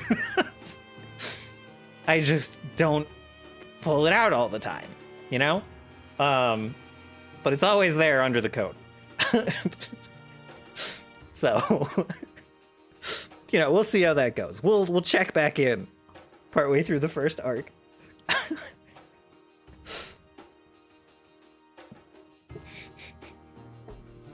Okay. Yeah, so that was it for kind of the content preferences. Oh, you know what? I gotta add a here. I can't fold it up. I can't fold that header up and then start adding to it. I don't know how to explain what I'm trying to say. I have to add a header at the bottom before I fold all the other header up. Okay. Story. Let's see.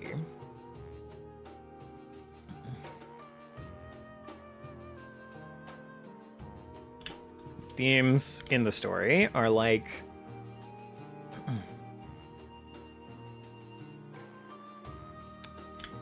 grow to become heroes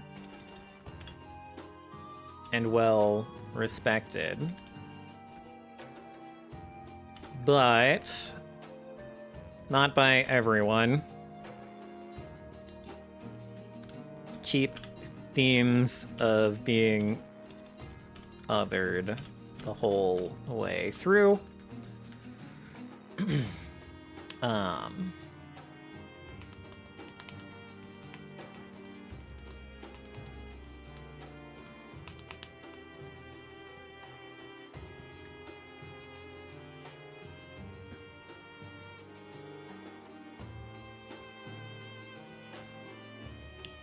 Let's see. Kind of get known as maybe known as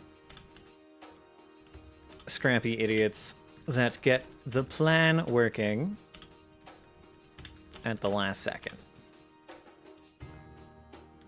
Always underdogs.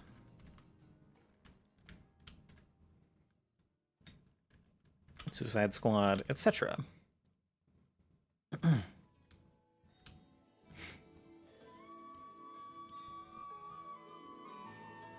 I guess the other one was Guardians of the Galaxy. Another example he gave. Hello, Aki. Just got done with bike, stopping by. How's it been? It's been great. Yeah. I've got plenty to just ramble and type out in preparation for session 1. Yay, Obsidian. Oh, are you familiar with Obsidian? Have you used Obsidian much? I'm a big fan of it. Although I think I need to change the theme. I started to do like custom CSS. I've got my lore folder over here has a scroll icon and a different color. And then I was like, I'm too fucking lazy to do that with every folder, man. So it's literally just the lore folder that's highlighted like that. I have to, like I said, this is custom CSS. I had to go into a theme file and edit it. So no way, man. No way am I doing that for all the folders or new folders. So.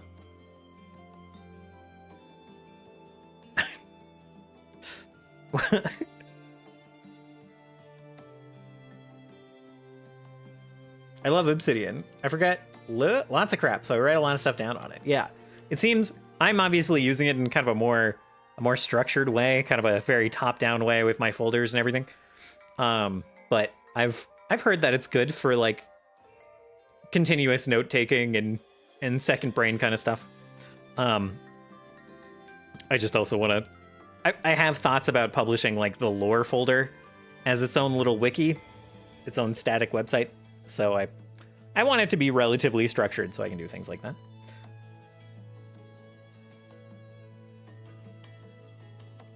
I kind of want to start an Obsidian folder just for like writing notes about games.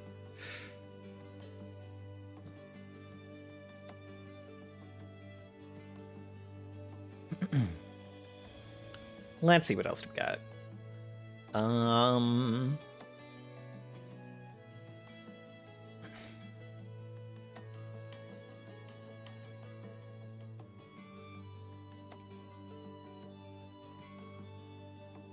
I have to sneeze. Oh my goodness.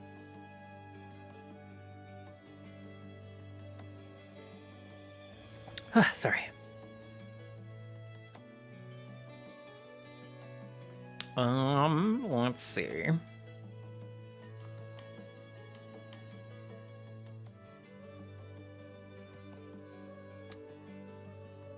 I think we kind of want to highlight differences between characters.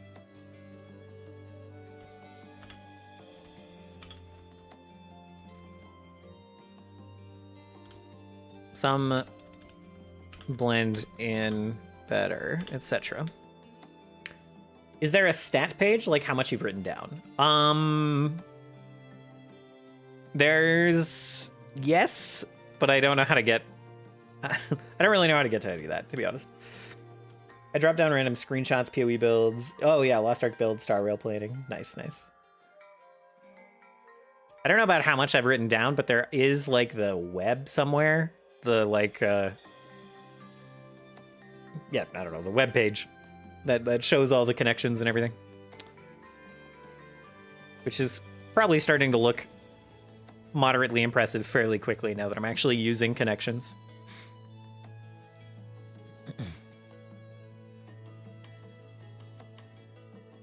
Let's see.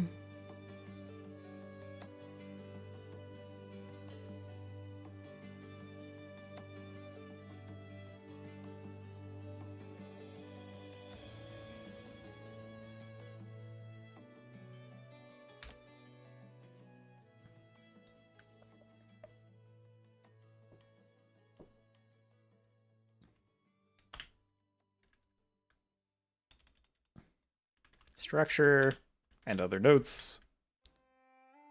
Well, we'll just say, yeah.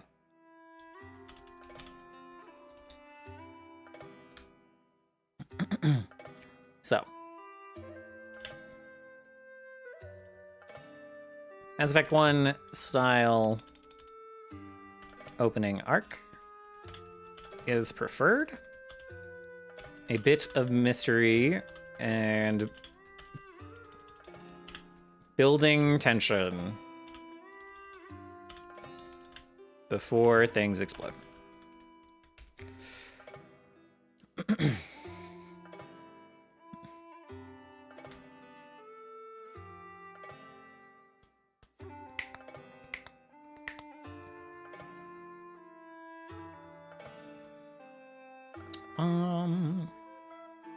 Something else I was gonna write here.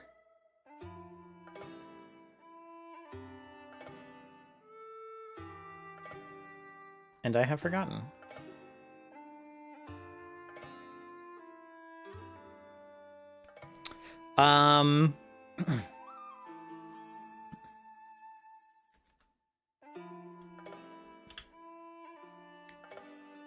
Revival is now allowed.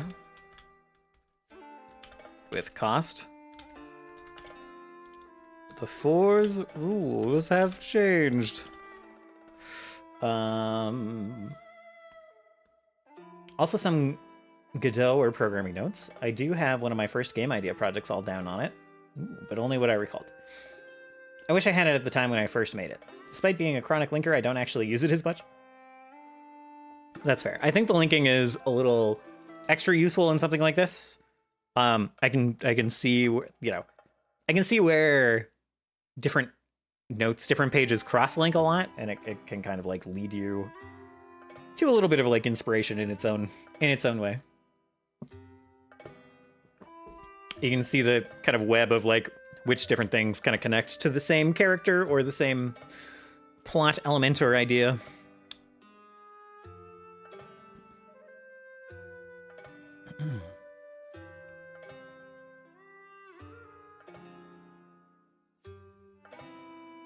Let's see.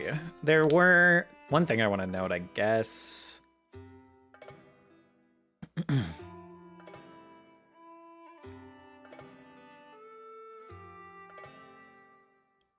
Yeah, like, downtime... fortresses, downtime, siege were all mentioned in POGs.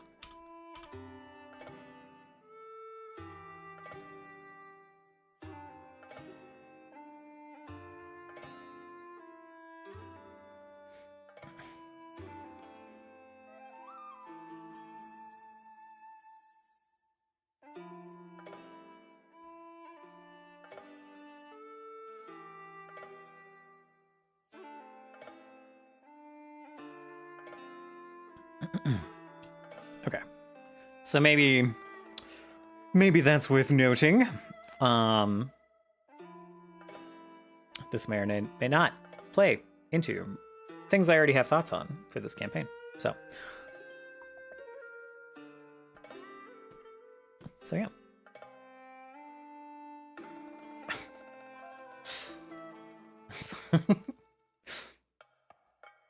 Let's see. I think that's all we really need here. And then we can... I probably don't need to list my pogs and bogs. I will probably keep those in mind. Those will probably happen pretty naturally. I don't need to clutter this notes page with the fact that I like running situation-based dungeons. Yeah, no one really mentioned that they don't want to be called out to do some world building mid-session.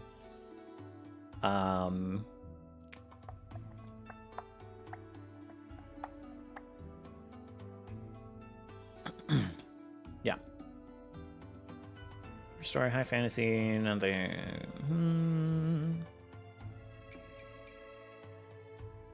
Angry enemies of the gods, cutting monsters save the world. Oh yeah, I guess some of the themes that I mentioned myself were like...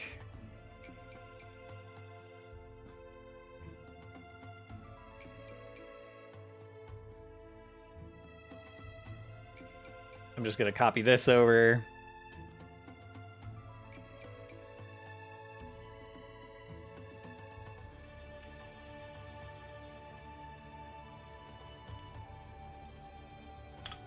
What the fuck?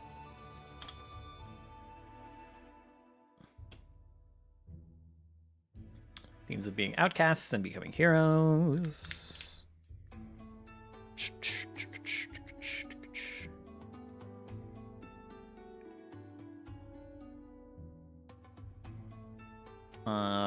Yeah. So this is what I already covered in the other document. Becoming heroes, well respected. Oh, I was going to mention the first session.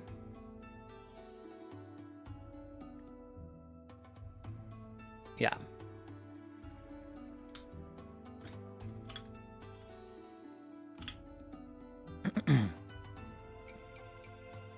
First session,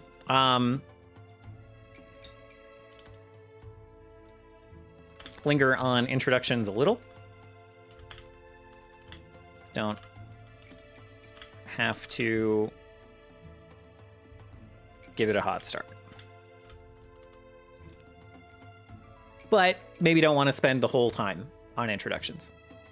Want to get some dice rolling in, was kind of the impression I got. But get some dice rolling in.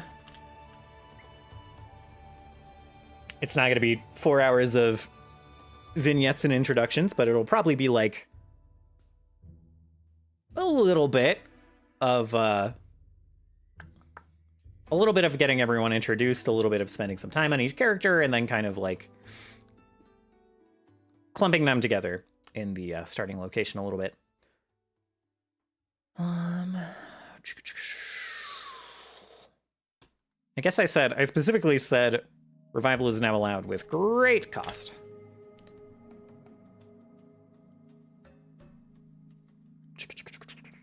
Okie dokie dokie dokie dokie. All right. I think that's about it. Wherever Simo's character is, Isha is there. Sounds good. Good to know. I kind of think that Bill and Sarah's characters will probably start close to each other too. Maybe coming to the city together. I'm not 100% sure. I gotta double check that with them, but that's the impression I got. But maybe they're looser acquaintances than that. Who knows?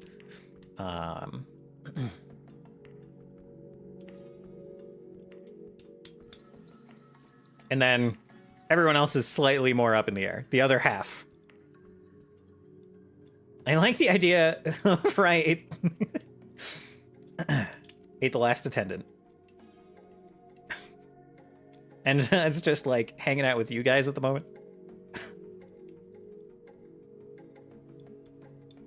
And Simo came back and was like, you could just leave, you know? Yeah.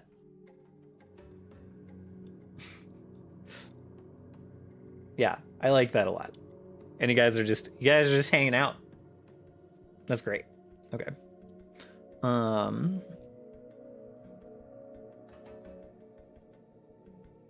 Looks like really good documentation, by the way. Very pleasant, although the slight indentation bothers me. Yeah, sorry. I don't even think, let me just type something.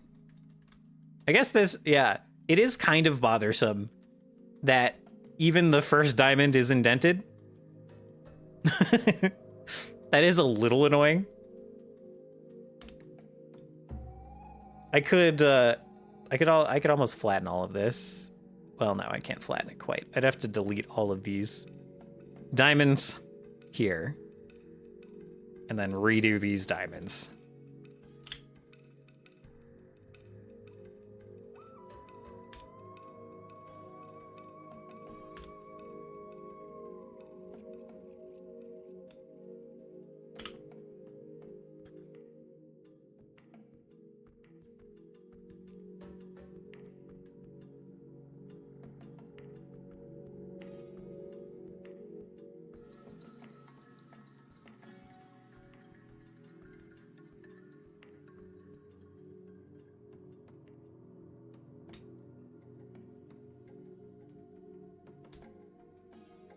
Something like that. Probably works better.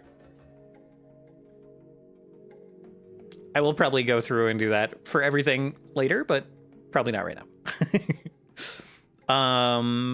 I think that's it for setting things up in Obsidian. Well, I want to make a chart.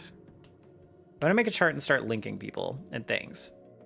But maybe that's better done offline. Maybe that's better done next week. Start kind of like story webbing things. Because I can draw like 5 connections without getting into spoilers probably. so maybe we'll save that for next week when I'm kicking players out. We got plenty of other stuff we can do tonight. So I'm gonna go take a break real quick, and when we come back, I will kind of do some Foundry configuration and find some battle maps that might be helpful for the opening act. So, catch you guys in a couple of minutes. Thank you all.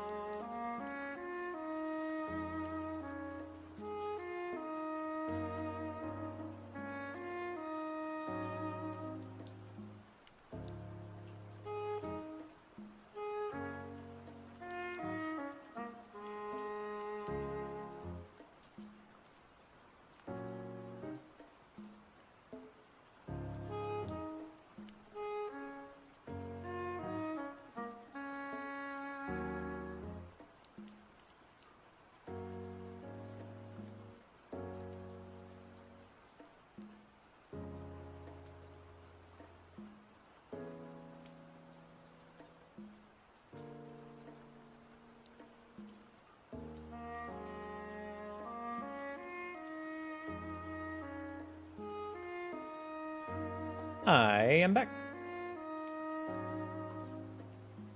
Ugh. All right, let's see. So, we've got our notes in order a little bit. I'm here. Don't kick me out, Forge. Don't you do it. Don't you do it. Okay, so what we're gonna do first, we're just gonna configure Forge a little bit. We've got a lot, a lot to do. There's a lot of settings between the modules and everything. So let's just take a look. Allow broadcasting audio. I don't think anyone's broadcasting audio. We don't have the chat integration on. We don't have the video integration on. We'll just turn this all off. Canvas pings are fine. Moto is likely in the shower and saying, yeah. I DM'd it back. Thank you for relaying the message. Configure token settings. I need to allow the user to allow users with this role to configure settings for tokens they own. I guess I could just do that instead of reconfiguring everything. I might just make everyone trusted players, so I don't have to think about it. Create new actors. Yeah, that's fine with me, honestly. Create new items. Fine with me. Create new tokens. Sure. Delete tokens.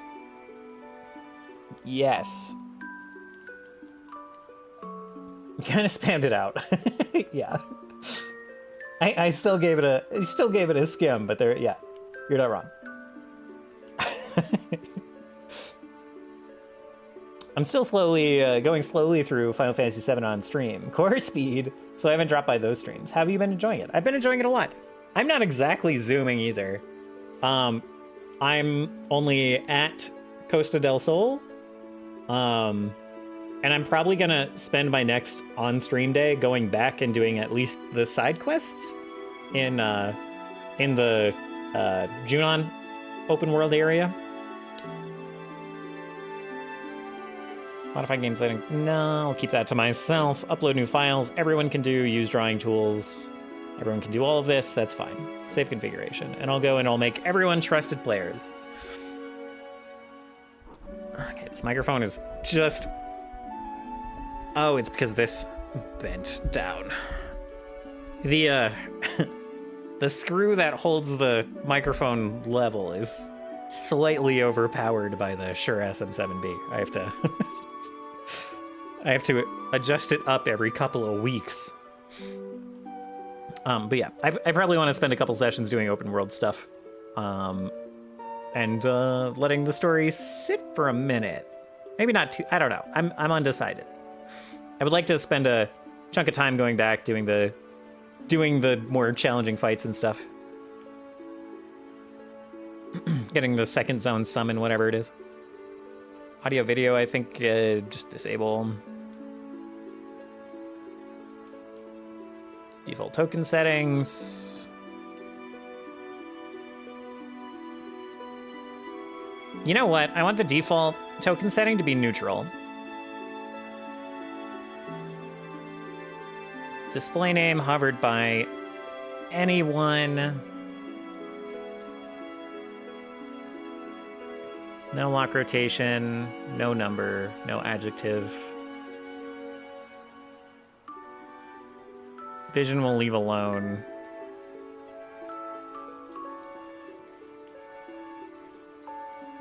Light will leave alone.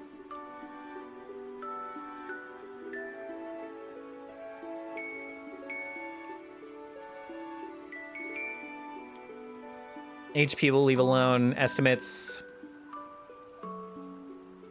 Estimates, maybe.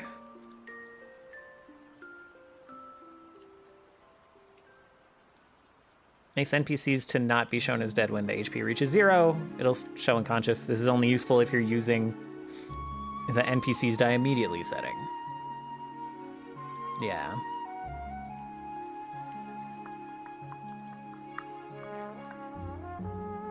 I might not use NPCs die immediately in this campaign. Break lock formula, alright. Pickpocket roll, this token makes. Okay. All that's fine. Triggers, this is all fine.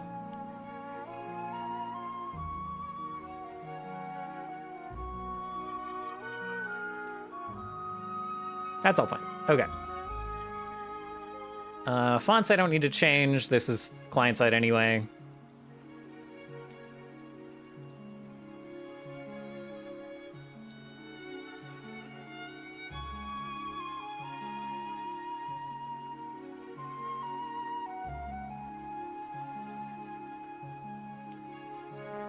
Yeah, leave that alone. Combat tracker. Track to resources.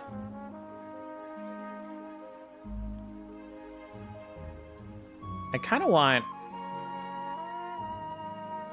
multiple of these.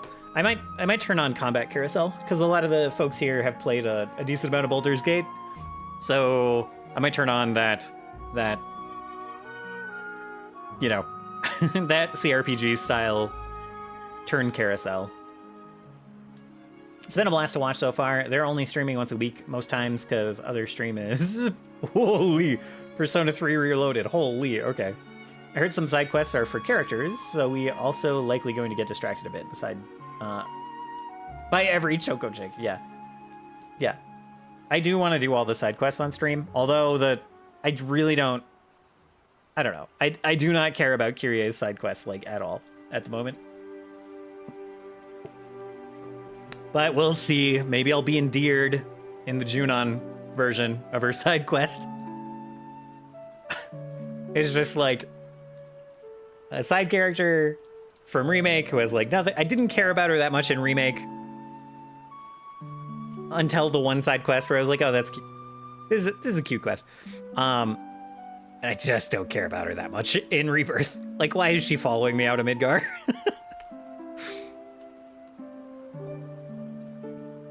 Combat theme. The set of sounds you will play when combat begins.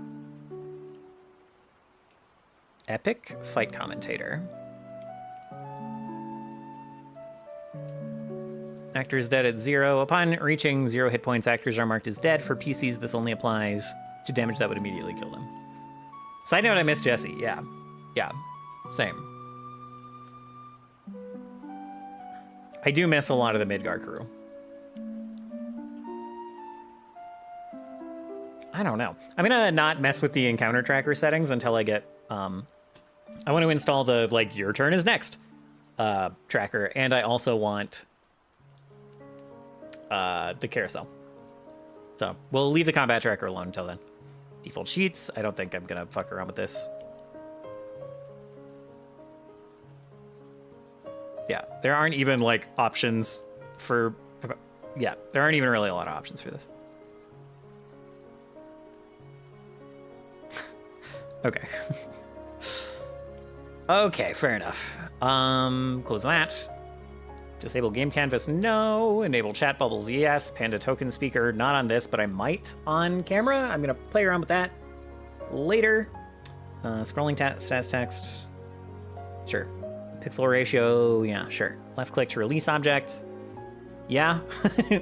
It's kind of annoying to have to like box drag things just to like get off of selecting an object. Performance mode high. Max frame rate is 60. I guess that's fine. Font size is fine for me. Might turn it up for the camera. Photosensitivity mode might turn that on for the camera. That might be good. There's not a lot of like flashing animations and stuff, but maybe. Token drag vision. When enabled, vision and lighting for a token is previewed in real time during left click drag workflow. Yeah. I'm gonna keep that disabled. It's nice and sleek when like you pick up a token and see the lighting move around, but yeah, it's just like too many weird. Like if you drag your character up to a corner and you see it's just too weird. It's like asynchronous vision. The GM can't see what you're seeing if you're dragging your token around. Animate token vision and light changes during token movement animations. Yeah. Gotta go be productive and stuff? No worries at all. Sorry I can't stick around and hang. My internet was out for almost 2 days and I got a lot of catching up to do. Totally understand.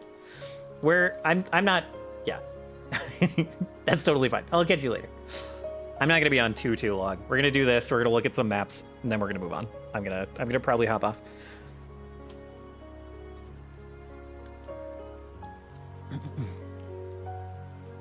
Animate roll tables is cute. We'll keep it on. Tool tips on hover. Cone template. Choose how the area of effect. Yeah, round. Round is correct for us. Manage automation. Rules-based vision. Immunities, weaknesses, and resistances. Keep that on. Effects auto-expire. Keep that on. Remove expired effects. Yeah, that's fine. Flanking detection. Yes. Encumbrance. Automatically apply encumbrance. Yes. Lootable NPCs. Yes. Limit metagame information. Might want to hit save on this soon. Show check DCs. Players can see check DCs of checks made against NPCs and other non-player owned sources. No. Show check outcomes is fine. Show roll breakdowns, yes. Players can see the constituent and total modifiers of rolls. Oh, made by NPCs.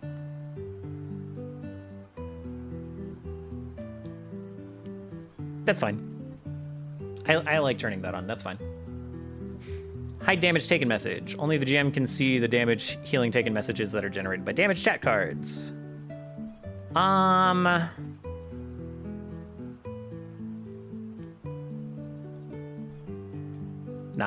We'll not hide that yet.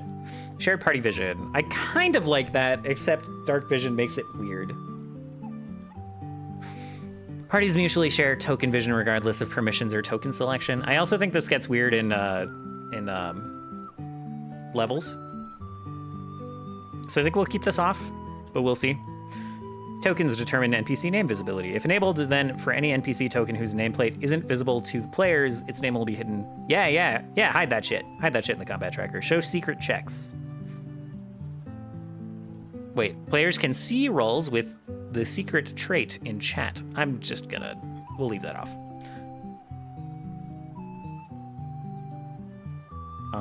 Variant rules. We need to turn on some of these.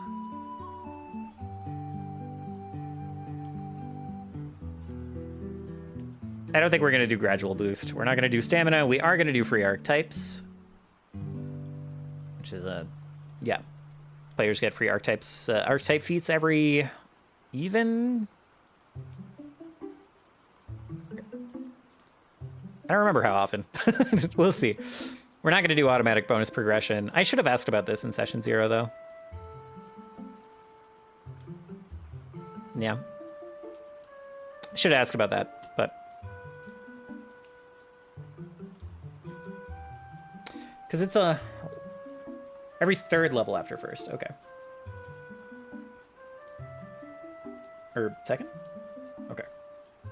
That's what I thought. I thought it was every even level, basically. Or every... whatever. I thought it was every 2 levels. I thought it was pretty often. What do you think about automatic bonus progression? I don't really like automatic bonus progression that much. I mean, I've never played it, obviously. It could be nice for such a big group. And I like giving out interesting, weird weapons that I have to, I don't know. I'm gonna keep it off for now. I will babble to players about it later. Homebrew elements. I don't think we have anything like that in here that we need at the moment.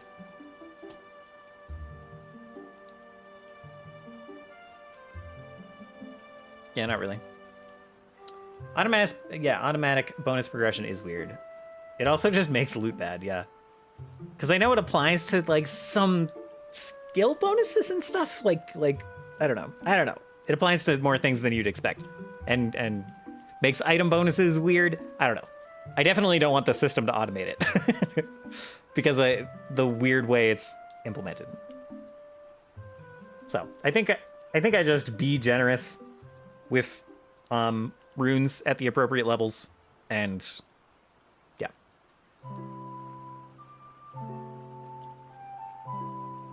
You can only like benefit from some bonuses, yeah. Yeah, it's weird. And it removes item bonuses. when it should really, it should only, like, it should only automate your weapon and your armor, in my opinion. Like, only the +1s and the striking from that. And everything else it should leave alone. And then I heard that it just removes item bonuses, and I'm like, what the fuck? That makes a bunch of loot just not good. Skill tokens, yeah, this is fine. Oh, I do want to... The world clock is kind of something I can adjust later.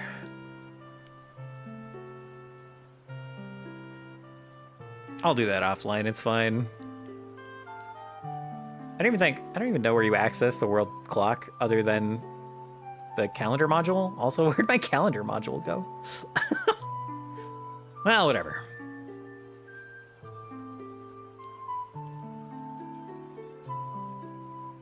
I'll come back to that on my own time. That's gonna take some figuring. Critical damage roll, double the damage. A little weird that double the number of I guess, I don't know, that's fine. Double the damage. Keep it simple. Player rule element access. I'm gonna turn it on and assume that most people aren't gonna fuck with it. Critical hit and fumble cards, I don't think so.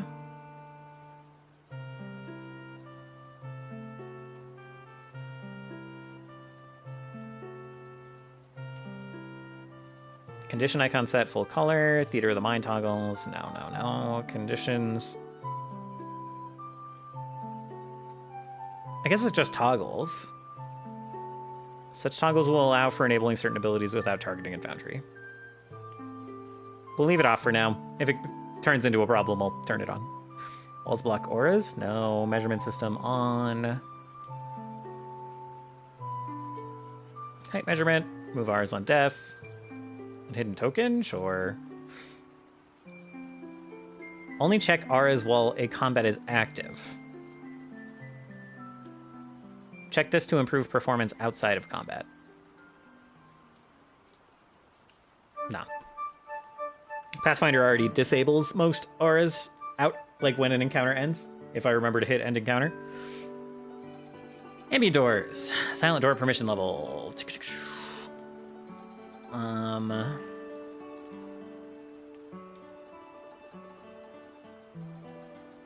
Okay, so you can silently open and close doors with alt-click. I didn't know that. That's good for me to know. We'll let trusted players do that. And we'll make everyone trusted players. That's fine. Door lock sound is on. Door unlock.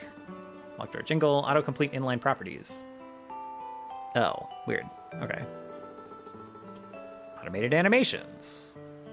I don't think I need to fuck with anything here. Better roll tables. Not really important. Roll from compendium context menu. Add an option in a compendium's context menu to roll on the compendium without creating a rollable table from it. Kind of, it's not that helpful. Keep that off. Loot settings, share currency. Ooh, oh, D&D only.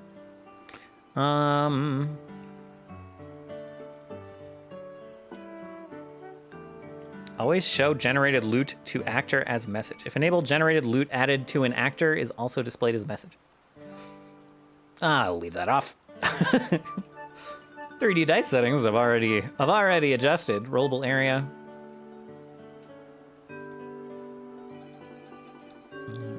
You'll have to restore. Never mind. Max number of dice. 20 is fine. Global animation speed, player's choice. Simultaneous rolls are merged.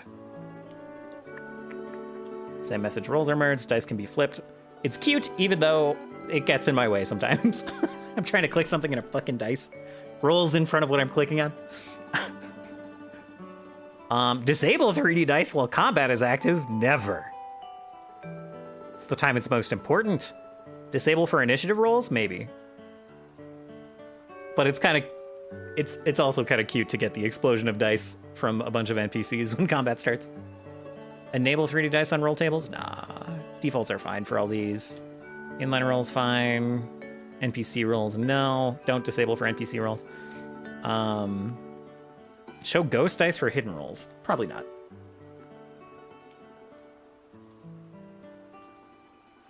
Show dice without numbers to players when rolling A GM or blind roll.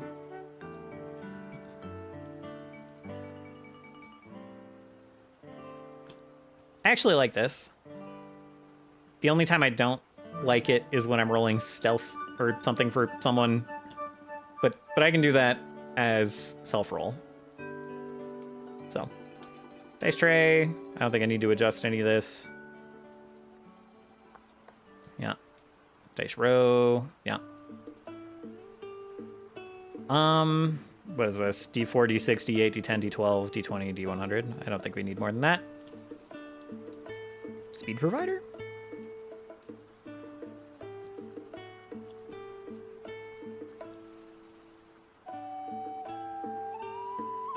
Okay. Right click, action, delete waypoint. That's fine. Show GM ruler to player. Show PC screen to anyone. Enable movement history. This is all fine.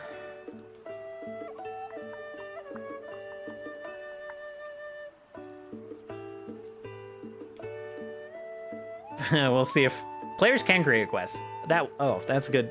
I don't know if we're going to use Foreign's quest log at all, or if I'm just going to disable it. People might want to. It hasn't happened in the last 2 campaigns, but people might want to share the quest information in a kind of shared spot, and Foreign's quest log is a good place to do that. I might ask if anyone wants to nominate themselves for that.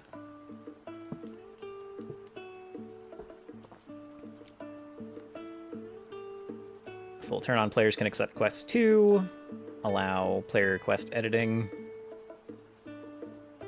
The number of completed total objectives will include hidden objectives. I don't care about objectives. I do not use the quest log that way. This is fine. Navigation style, this is fine.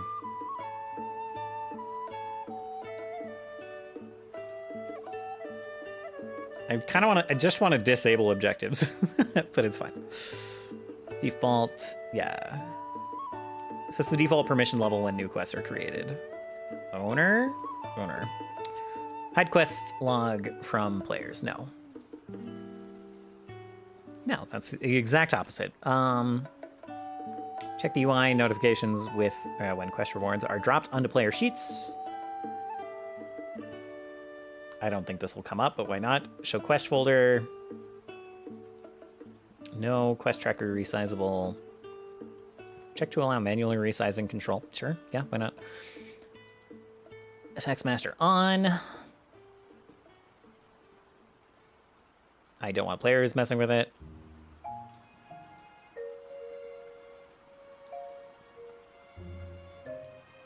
GM screen, we can fuck with later. Health estimate, behavior setting. Nah. Show only in combat, no. No. Keep these on all. Death state on condition. Show token as defined on the death state name setting. When it has been marked for defeat in combat, death state name. We'll turn off NPCs die immediately for this.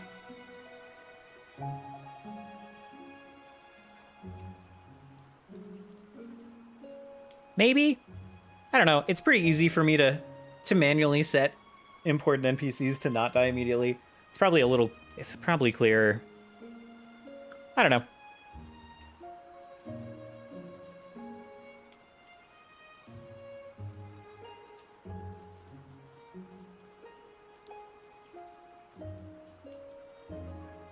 Yeah, I think we'll turn it off. I've never liked being super in charge of, like, when an NPC... NPC hits 0, they are automatically dead. But it's up to GM discretion when they're not. I don't like that too much. I've never... If someone goes and tries to save a character who's been knocked to 0...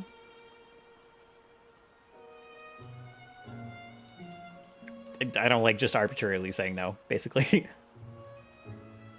I don't like being in charge of that decision. 0 max HP. Useful for objects with tokens. Yes. Yeah, keep that on. Stamina to estimate. Add stamina points to estimate. Sure, we don't use stamina. Doesn't matter, though. Vehicle estimate is fine. Oh, PF2E Workbench's Mystifier support. If the NPC mystification settings are enabled, chat output will ignore... I don't care. I don't care about that. Image hover? Sure. Required actor permission? None. Art on hover character art. Show all users art duration? 6,000? That's 6 seconds?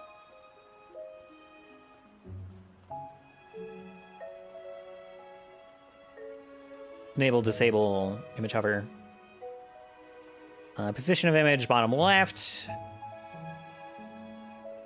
Image to monitor width. Change the size of the image per user. Smaller value implies larger image. 1 over the value of your... Okay. Hover time requirement. I think it's 0. It's fine at 0. Item piles are probably fine.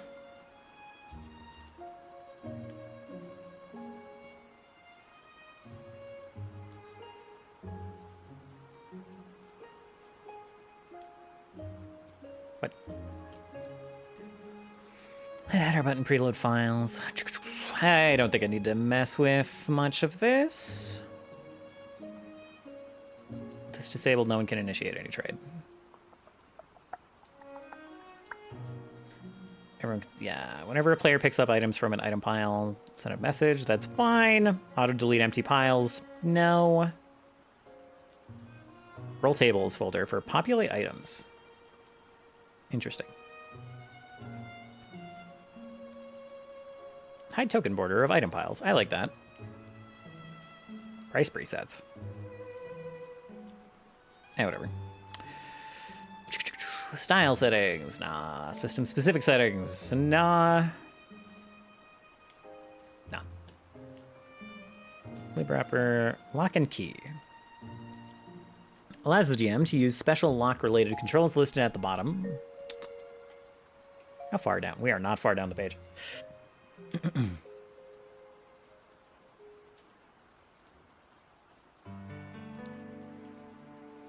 Distance over which a lock can be used. In-game units, 15. That makes sense. Default lock sound off. The default sound applied to new doors. What a sentence! The default sound applied to new doors, a lock tokens.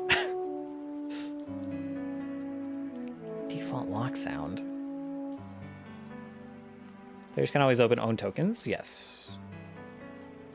Allow all interactions. If all interactions, pick, break, custom, pickpocket should be allowed, even for impossible DCs.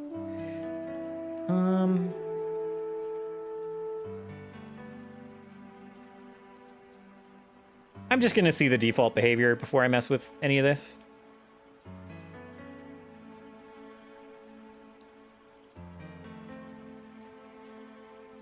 I do need to change the crit system to the correct system. Mention lockpick item. If the used lockpick item should be mentioned in chat, sure.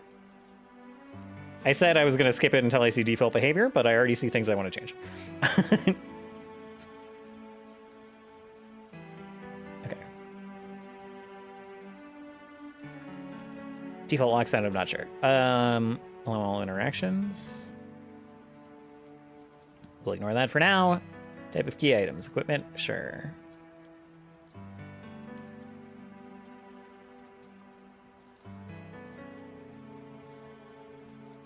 If a menu should be shown for newly generated keys to change their name and folder. That's fine. This is fine.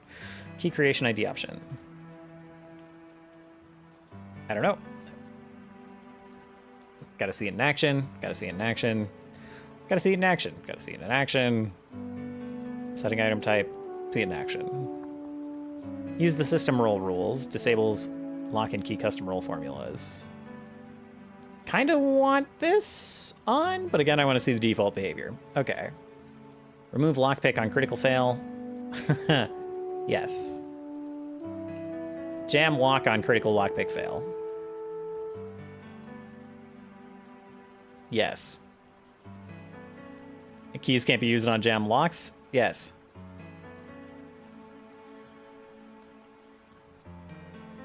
Maybe? Maybe not. I don't know. We'll see. We'll handle that on case by case. Definitely break the lockpick. Maybe jam the lock. Default amount of lockpick attempts before the lock becomes unpickable. -1 for all. Yeah, that's fine. Lockpick roll formula. I am gonna turn on the system rolls option. I don't want to mess with this. I trust Pathfinder. Default lock DC. I do think. Yeah. Default lock DC -1. Okay. Yeah, I'll want to adjust that on a. Well, default lock DC in Pathfinder is probably like 10, maybe 15.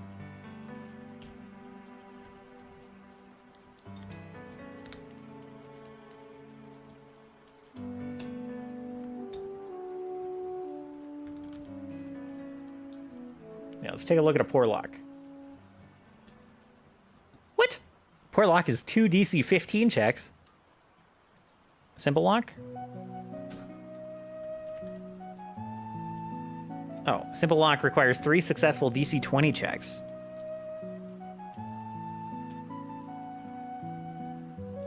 Huh. Okay.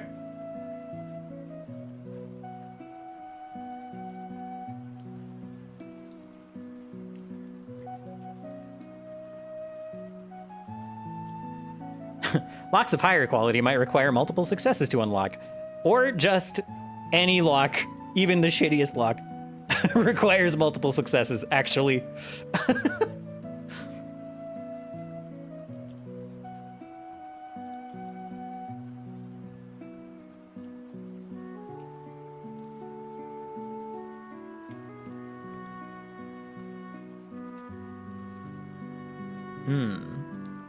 I didn't know that a regular success leaves behind damage that indicates the lock was picked on close scrutiny. Interesting. It doesn't call out that failing leaves behind damage. But I guess critically failing, it says, you break your toolkit and you leave behind obvious damage. Anyway, okay. 15 is the default anyway. Default lock break DC. Look, I don't know, man. I don't know, man. 15 again?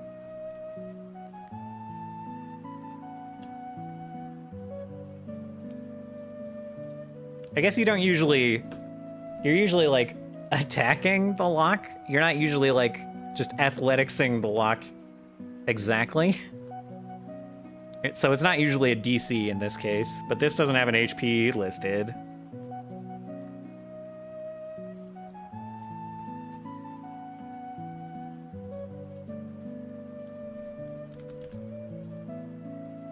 The HP is dependent on the material, yeah. So if it's just like a steel lock, it's... Yeah, you're right. Okay, let's look at materials. I mean, there's not... Yeah, I guess I just won't use the break lock system for that, really.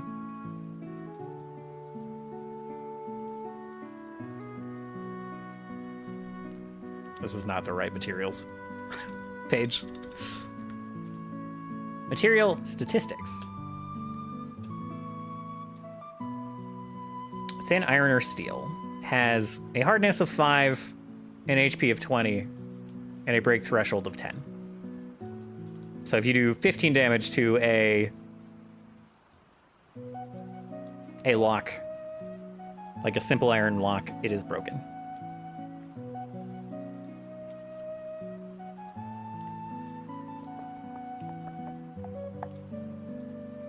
And I guess I would allow disable device. Let's look at disable device. Is that only a thievery thing though?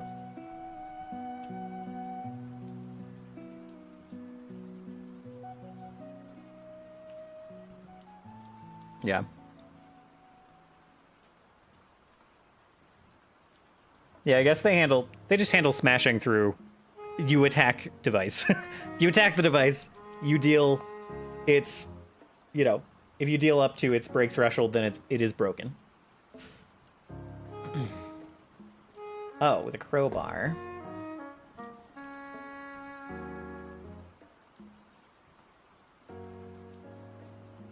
Forcing open, which is an attack. Crowbar makes it easier to gain the necessary leverage. Oh, force open is its own athletics check thing. Oh my god. Okay, force open. -2 item penalty to the athletics check to force open.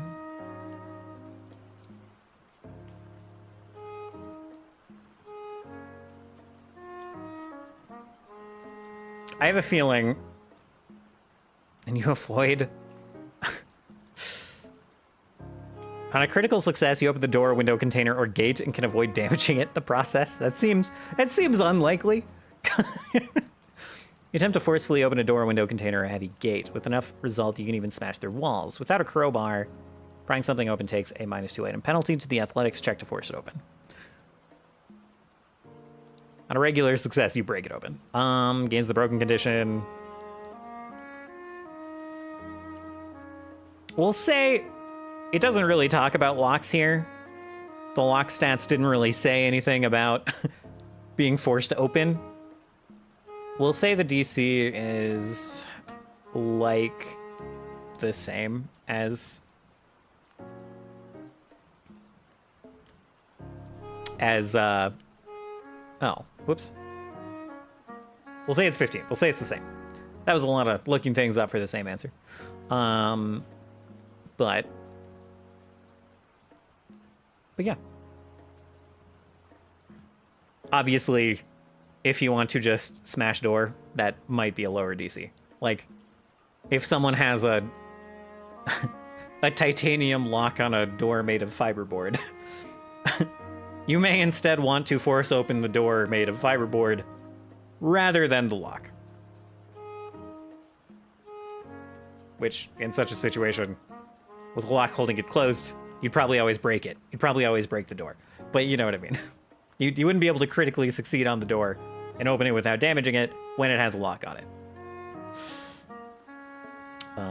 Make broken locks unlockable. That makes sense. Multi-success during combat only? No. Lock circumvention keyword. Yes? I'm a little scared of typing something in here. I don't know.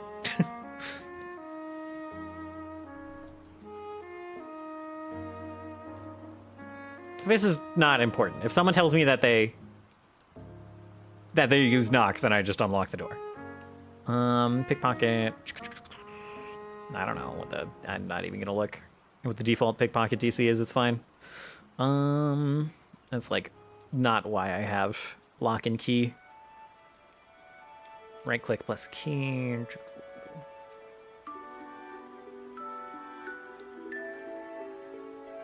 Oh, this is for more key shit. Okay, I don't care about this, like, at all. Play lock sound, sure. Lock circumvention indicator, I don't care. Monk's active tiles. We're gonna skip this until I make a map having to do with Monk's active tiles. Lock and key is mostly for 5e. Well, yeah, all the bonus settings are better for 5e. I mostly have it so you can loot key and open door. That's most of why I have it. It definitely has 5e in mind with all of its formulas, but it had a setting that was like, do you want to use system rolls instead of our rolls? And I was like, yes. But I mostly am not using it to automatically roll picks and break checks. I have it for the you get key, you can open lock functionality, and all the bonus stuff is not important. Animations are probably fine without me fucking with it.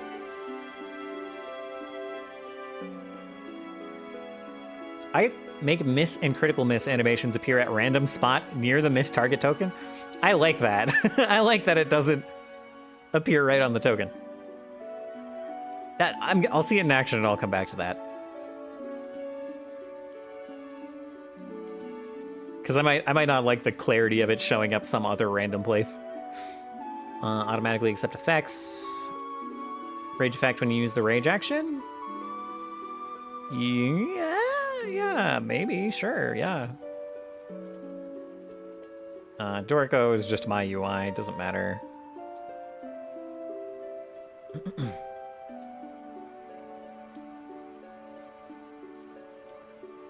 Drag ruler, ignore off-turn movement.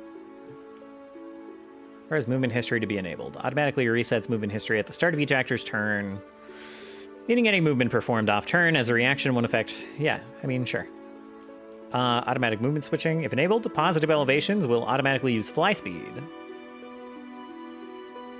This is gonna fuck me up at some point, but we'll turn it on.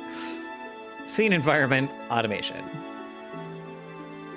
Oh, enhanced terrain layer was like broken last time I tried.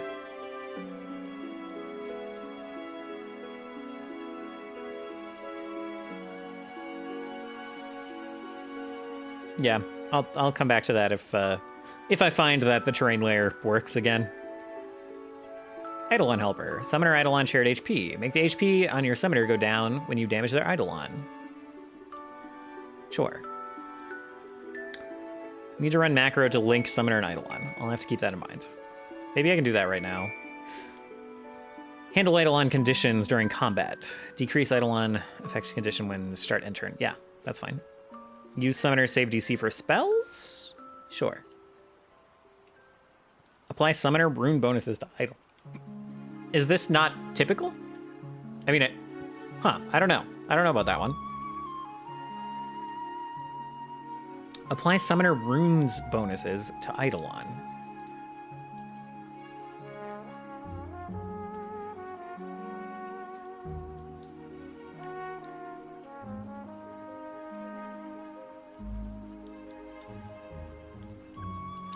Gear in your Eidolon. Your Eidolon can't wear or use magic items except for items with the Eidolon trait. An Eidolon can have up to 2 items invested. Your Eidolon's link to you means it can benefit from certain magic items invested by you. Increase AC according to your armor potency or bracers of armor. Gains an item bonus to its saves from the resilient rune. Strikes benefit from the property runes and fundamental runes on your hand wraps. Alternatively, you can invest in a magic weapon to share its fundamental and property runes with your Eidolon. Share these benefits only while you're holding the weapon. Yeah. And only one weapon can be invested in this way at a time. In either case, the Eidolon gains only the benefits that can apply to its attacks. Okay. Then I'll turn that on. Don't see why not. And then I'm gonna go run that.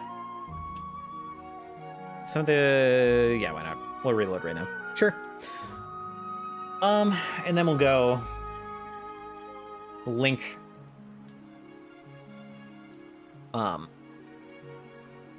Viractine as Eidolon. Okay. I need to make the Commonwealth the active page. I can also let me just configure this. Yeah, show and navigation all players. Good. Okay. Let's see. Give me Turris. Give me Bob. Give me the macro. Eidolon. I guess I'll just look in the folder. Helper macro. Extend boost. Set onset HP of summoner to Eidolon. Okay.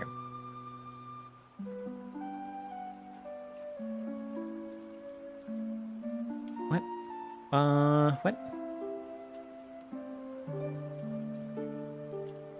Okay, stand by. Summoner HP. Give me instructions. Wait. Set HP of summoner to Eidolon. What the fuck?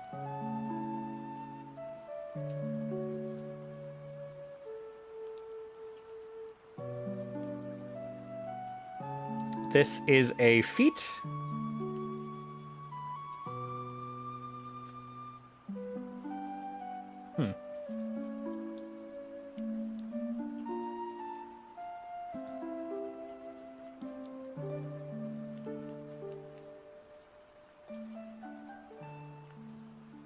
Oh, but I liked that you asked a specific question. Gotcha. Okay. If you had more to ask me, I would be open to it. Okay. Roger. Okay.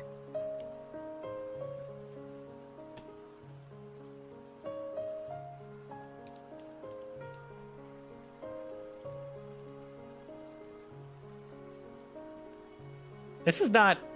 Okay, hold on. Eidolon. Helper. PF2E.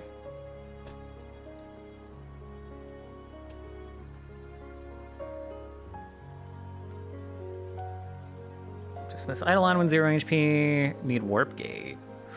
I think I have Warp Gate still. Maybe not. Handling of Boost Eidolon spell. Reinforce. Strained. Oh, it gives me a wiki link. Give me that shit. Doesn't actually wiki link it correctly, but it's fine. Base steps. Turn on option in settings. Create Eidolon. Need to use PF2E Companion. Companion Compendia. Or create actor with class Eidolon. I think I did that correctly. Let's see. Hold on. Badoop, badoop, badoop. Okay. Eidolon, what's your class? You are indeed class Eidolon. Okay. Choose actor. Target Eidolon. Sick. Hold on. This is weirder as a GM. Okay. Run macro. Set HP of summoner to Eidolon. If you get error, check slug.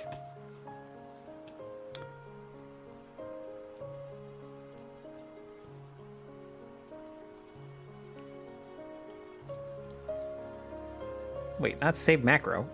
Execute that shit. They were linked. Okay. I'll trust it. Hopefully it's not doing this by actor name, because Test Dungeman and Ido 2 are not staying the names of these actors. Typing that as I was going to the shower, so I was typing with speed. Yeah, totally. I was not like bothered by that comment, to be clear. I was just making sure there wasn't anything I needed to clarify or anything.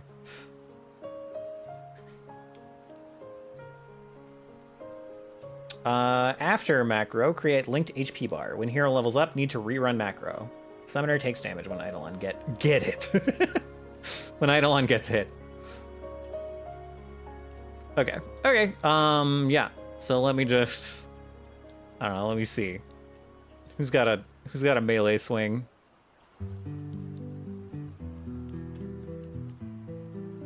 Let's back to Corbin.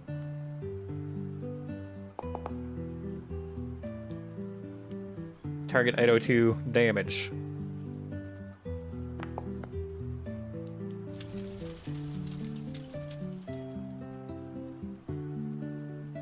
Do the damage. Wait. What the fuck? Oh, because I'm selected. Fuck. Test Minnow just took damage from Minnow. Oh, that's sick, actually. Okay, cool. So it works. We'll just go. All right, we'll go ahead and pop everyone back up.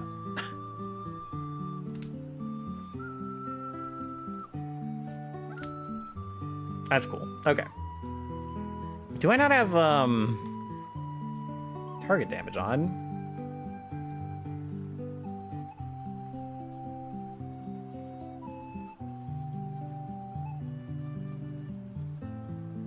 Target, swing again.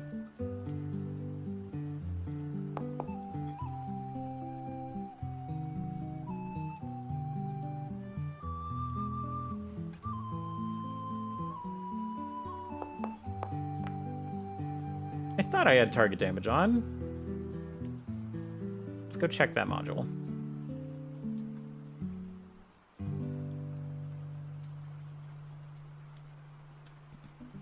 I know there's some, yeah, I didn't turn target damage on. Oh, requires a maximum system version of 5.13.6, but your version is 5.14.4. Can I ignore that? I assume it will still work.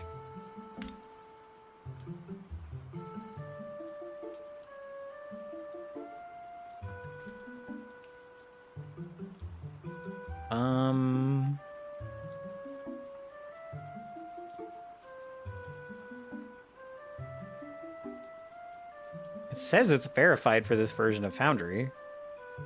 So what the fuck? Man? Where's the maximum system version of 5.13.6, but your version is 5.14? What the fuck? All right, well, try that later.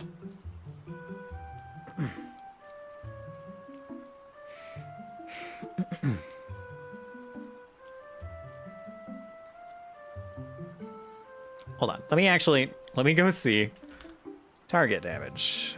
Let me look at the GitHub page. It was updated last week. Are there any issues? Does not respect tokens determine NPC, blah, blah, blah. If damage is rolled after save, blah, blah, blah. These are old as fuck. There's nothing in issues from 2024. Okay.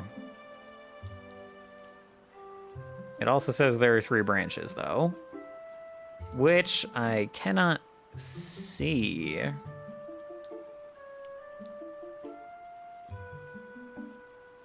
Huh, okay. Well. Oh, Pathfinder is... Okay, Pathfinder is further up to date. Okay, shit.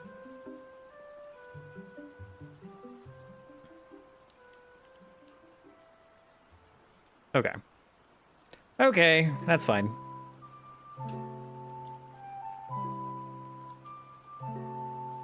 Come back to it later.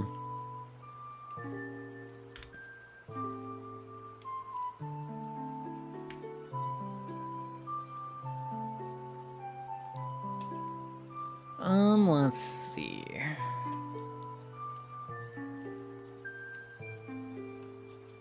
Anything else missing? I have a lot of random shit in here that I can turn off these days.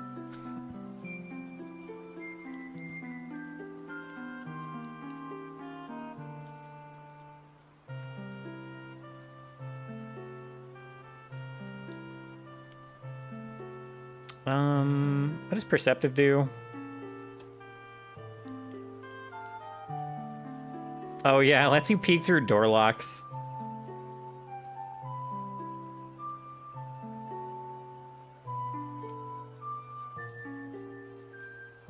Lock peekable by default. Yeah. Let's see.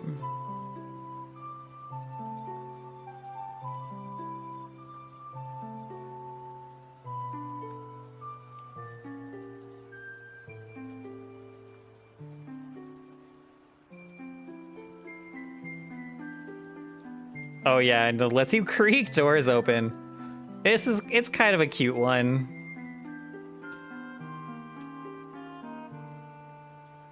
I'll play with it later. PF2 staves. I wanted to check, because I know I'm having trouble with staves in the other game.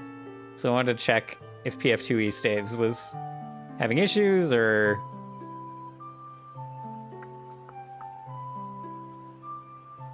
Let's see. When an item with the magical and staff traits are added to a character sheet, a corresponding spellcasting entry will be created.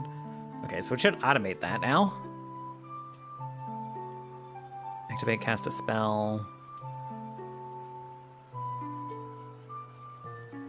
Entry uses charges. The number of charges defaults to the highest level spell slot the character has.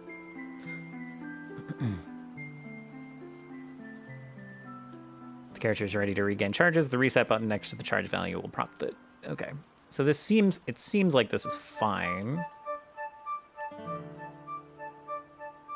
Expend spell ranks as prepared spellcaster.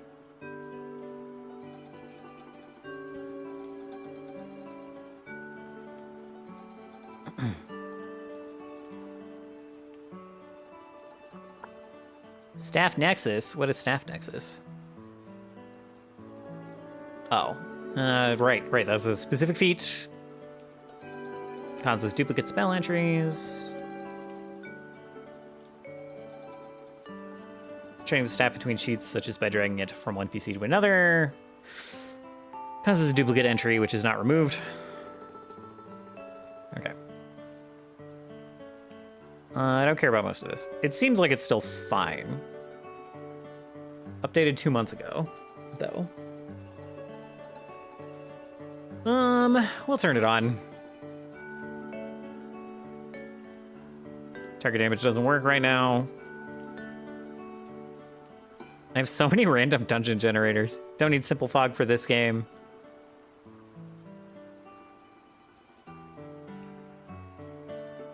I don't think we need Tagger. I guess we can turn it on. It doesn't hurt anything.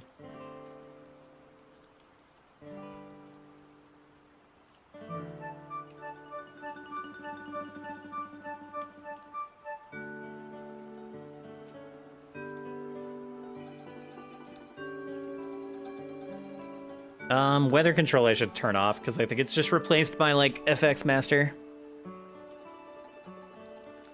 So I should remove weather control in World Explorer. I don't really know where to do that with Forge, to be honest. I haven't removed many modules. I guess you just do it in the Bazaar. Anyway, save that. Continue where we were.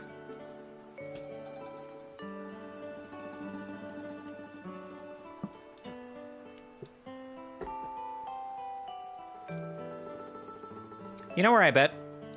Oh no, there's not. Back to the earbuds thing. It's like, I think I know where there are some earbuds. I think maybe in like the PS5 box, but definitely not actually, because I threw that away. And I collapsed it and made sure it was empty first. So probably not, question mark. All right, let's see. Monk's active tiles, we were skipping. BF2 animations, don't need it. Dorico, don't need it. Holy shit. Full on just like half of this page, half of this settings page is like Dorico. Modifiers matter, I like. Show highlights for everyone, ignore crit fail over fail. Oh. Well, not highlight changes that changed attack. No, I like that. I like seeing the difference there. Skill potency. Okay. Always show defense conditions. If set to true, defense highlights such as flat-footed will be shown constantly, even when they don't matter. Yeah, sure. Turn that on. Because every time that comes up a lot of like, oh, we're flanking, but we don't see the flanking bonus. So I'm like, well, I see the flanking bonus. They are flanked, but you guys just can't see it. So turning that on all the time just saves time. PF2E workbench. Mystification settings. Mystify alchemical and magical items on NPCs if the PF2E system setting NPCs are lootable is enabled. I wish I could do this by rarity. Mystify items only if equal to or greater than the party level. Oh, there literally is. Okay.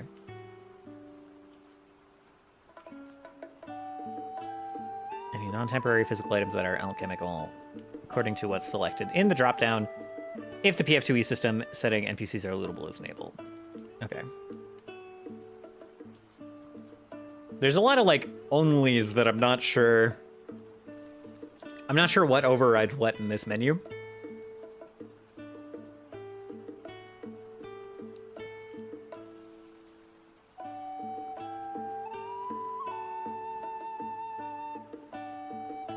Chemical and magical items. Like if I have no mystification, but then I'm turning on stuff down here, does that still mean no mystification? Automatically mystify any non-temporary physical items that are alchemical or magical according to what's selected in the dropdown if PF2E system setting NPCs are lootable is enabled. I'm gonna assume mystify items on NPC. No, mystify items when the NPC is added to the scene. Mystify items only if they're of this level or greater. Only if they're greater than the level of the party. I kind of like, maybe.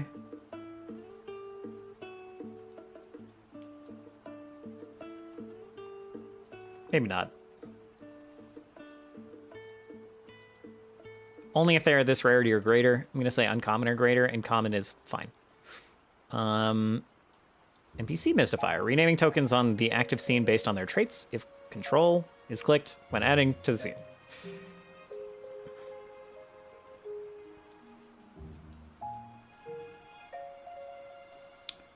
Renaming tokens on the active scene.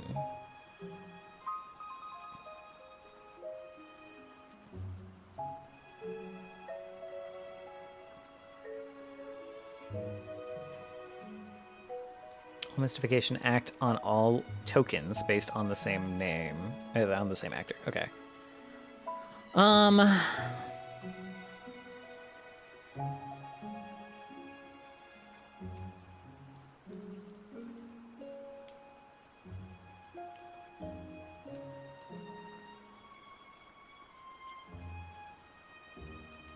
I don't know. I don't know about mystifying NPCs. Like hiding their names and stuff.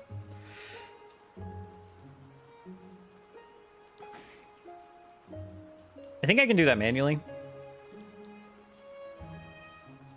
I mean, like, I can definitely just change the name, lol.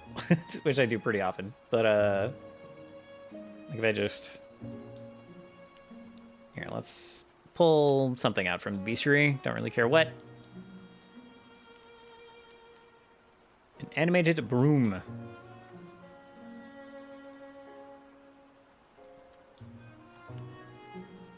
I guess I could turn it on and just... It's only when you control drag something out, so it's not even a big deal if you're not actively using it. So obviously I can just change the name. Which I pretty frequently do. I just, like, change the name. Activate the secret disposition, which displays a purple border for owners and no border or cursor change for others. I kind of want to turn that on by default instead of neutral, but...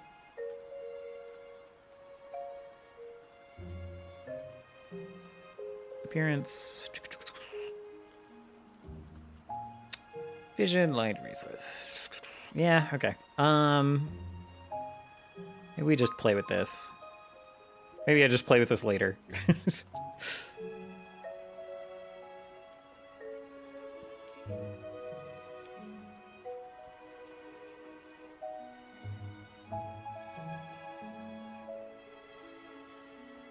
Yeah, there's a lot to mess with.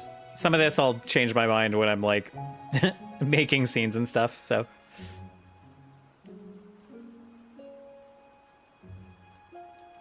I'm just seeing things like add a prefix, and I don't know like what the list of prefixes are. Add a random word from the given roll table. So you like type a roll table in here, and I guess it goes down that table, and I don't know. I'd rather just kind of manually set it than have it pull weird random things out. I guess I don't know. It's just a prefix.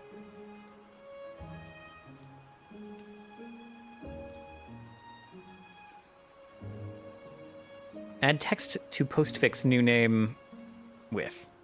Defaults to... Some of this is so weird to read. Add text to postfix new name with, comma, defaults to quotation mark example creature. But there's no like close quotation mark anywhere. If this matches the name of a rollable table, default is the included table, workbench adjectives. A random text result from this table will be used as the postfix instead.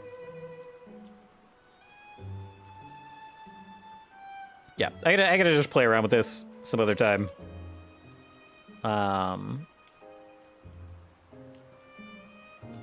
And see kind of how this works and how much I have to set this up.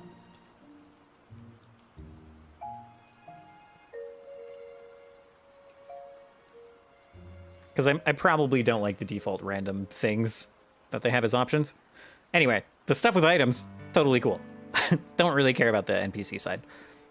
Reminder settings. Oh, I did want to turn on reminder of attacking. I did want to turn on the hero point reminder. That seems useful. Although, I guess not. I guess not if it's going to be based on bonds and I'm just handing it to the players. I guess I don't need that reminder anymore. I have washed my hands of hero points. It's up to you guys.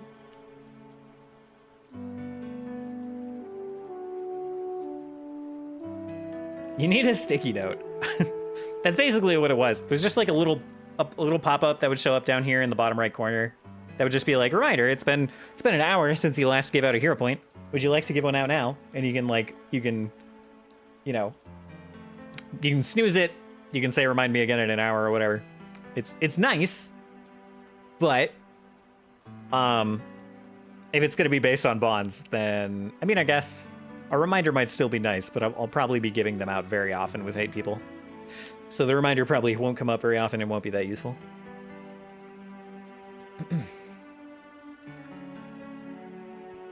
Attacking with a token that cannot attack due to being unconscious, dead, defeated. I think it's like pretty obvious. I don't know. I guess we'll just turn it on. And if it happens, it happens. Check to allow Eidolons that are dead have no HP to attack without a reminder. Confused about why that would come up as well. Targeting reminder. Check to show a reminder for targeting in combat. I'll turn the checkbox on. I don't know what it's talking about, so I might as well turn it on. No, I'll leave it at the default. I don't know. Check to show a reminder for targeting in combat. Sure.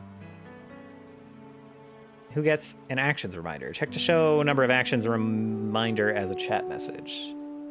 That'll come up. No. Yes? No? No.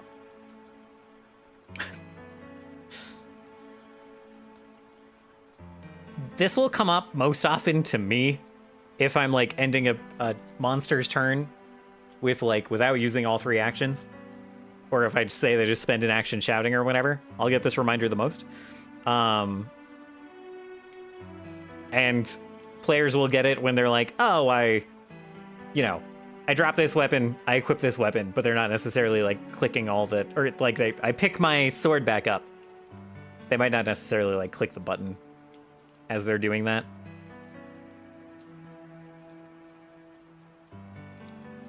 I do want a reminder for recharges.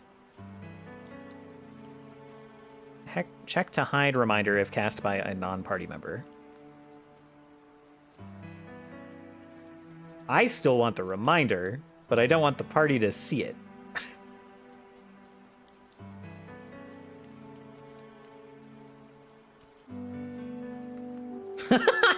I remember I did that to Mason at the beginning of book 1. He was like, where's my weapon?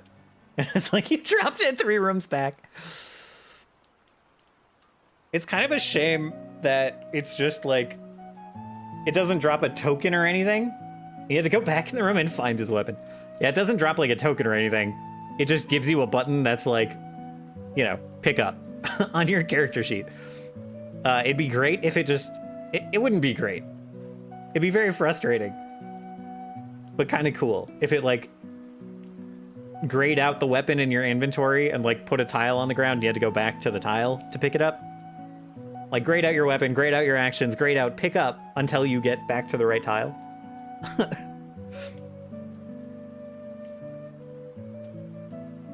Be very annoying, be very funny, be very cool.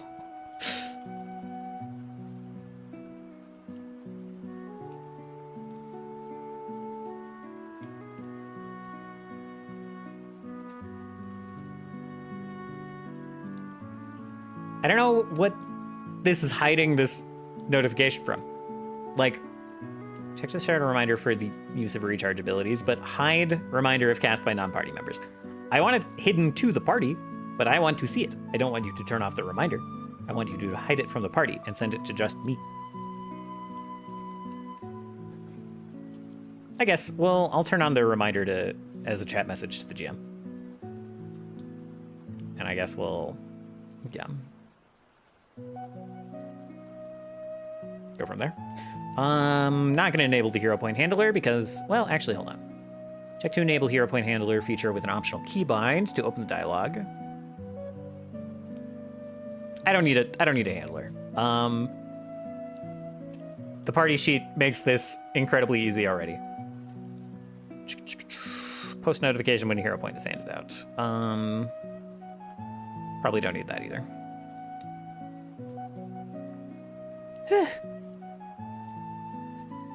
World quality of life settings. Jesus Christ, Workbench has so much shit. And it's all hidden in these buttons, so it looks like you're making progress in the scroll bar, and then you get here, and it's just a nightmare.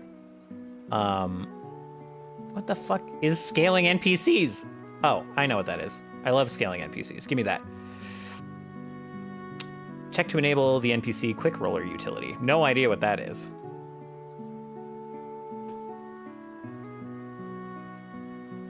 Oh yeah, I do. That thing's cool. This is like the creature maker rules in a button. It's actually really cool. Control click cast to cast in private. I don't think anyone needs this.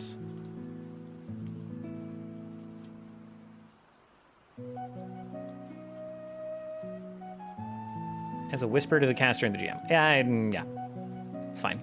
If I want to cast something in private, I have options for that. I don't need a hotkey to remember. List the party members that know the auto-revealed spell. But the extra shit. Bop, bop, bop. Turn it all on. Changed my mind completely. Always cast privately for... Oh, and then control is to not cast privately.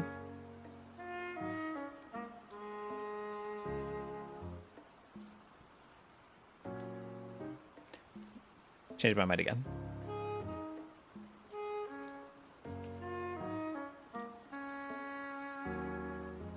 Post public message that a spell has been cast. Casting, don't need that because I have the other thing disabled. Spell traits, blah, blah, blah. Enable to alter token movement animation.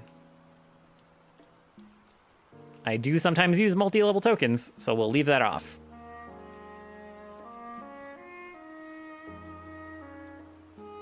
Add an asterisk to the name for feats with a prerequisite. Yeah, sure. That's cute. That's helpful. Show feat names in rarity color on actor sheets. I like that. Show formula names in rarity color on actor sheet. Sure. Show spell names in rarity color on actor sheet. Sure.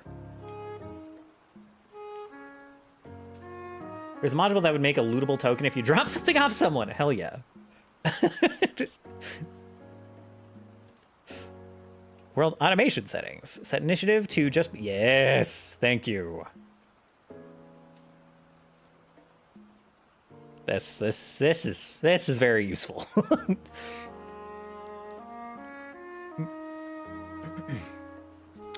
If someone goes unconscious, they're supposed to move in the initiative order to just before the character that just knocked them unconscious. Commonly forgotten. And very fiddly to move around yourself. Like interacting, dragging things around in the initiative tracker just makes this window flicker like no one's fucking business. And it's the worst. It's like the only time that Forge feels not performant to me is like when I have to move things around in the initiative tracker. I'm like, this is so sluggish and shitty. Foundry, not Forge. Forge is it's fine. Who's allowed to set the option to auto roll damage on hit? I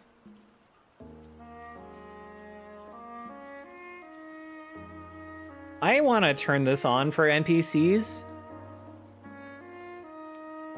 If I'm running a game for 8 people and running like a bunch of monsters, I want to turn this on. I kind of want everyone to turn this on. I do kind of think it... We don't have a Magus, but I think it would fuck with the Magus macros. But maybe not. All. Everyone's allowed to set it. You should make a list of things you want people to turn on. Yeah. Yeah, I should. You can also log in as people. Does that actually turn things on for them? Does that actually save their config? I guess it must. Yeah. Because my camera's config would save, even though the volume... Some things wouldn't and some things would. Off cookie. So like things like the music sliders are console side. Console side? Client side.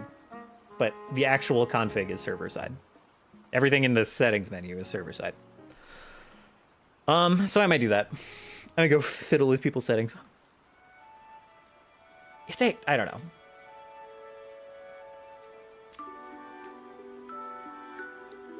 I'll ask if people want... If people are going to be bothered by having damage rolled for them, but I'm definitely turning it on for NPCs. Who's allowed to set the option to automatically apply? Select who's allowed to. Persistent damage and healing. Save settings to show hide additional options. On the client automation setting menu.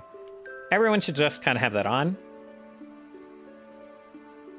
Who's allowed to set the option to automatically handle dying recovery roll results after clicking the recovery button.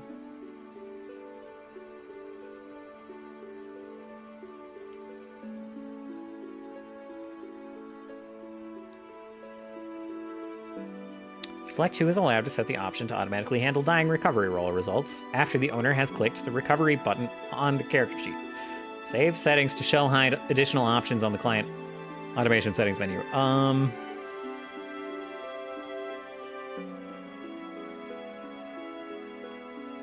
I'll let players choose that, I guess.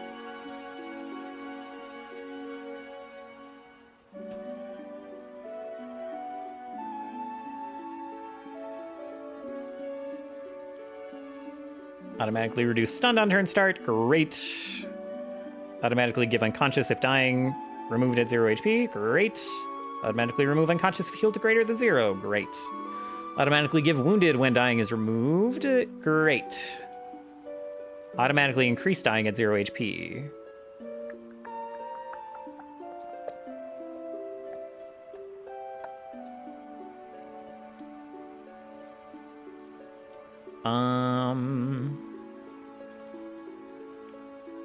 Do you? If you get knocked to 0, do you start dying? Honestly, I thought I'm so parts of my brain are still so like 3.5 Pathfinder 1E brained that I'm like, oh, if you hit 0, you're stable. You're stable at 0 if you hit 0.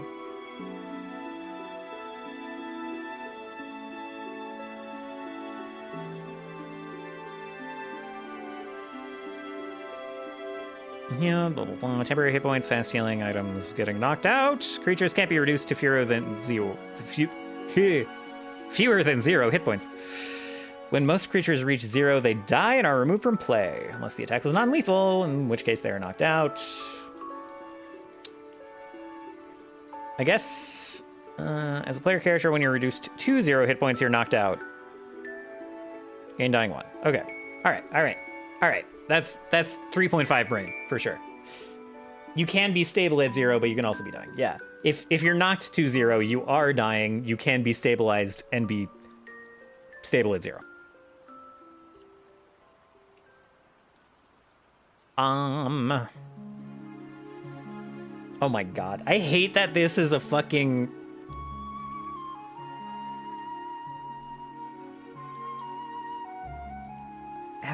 Add 1 plus wounded level for all.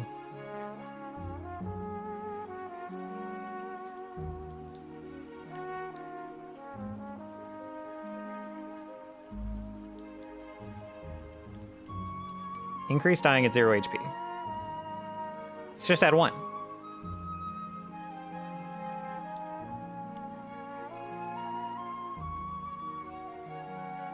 What? I'm so confused. I hate that the whole controversy of the the like multiple dying rules that they had at Paizo like confused this all for everyone. When everyone played that it was add 1.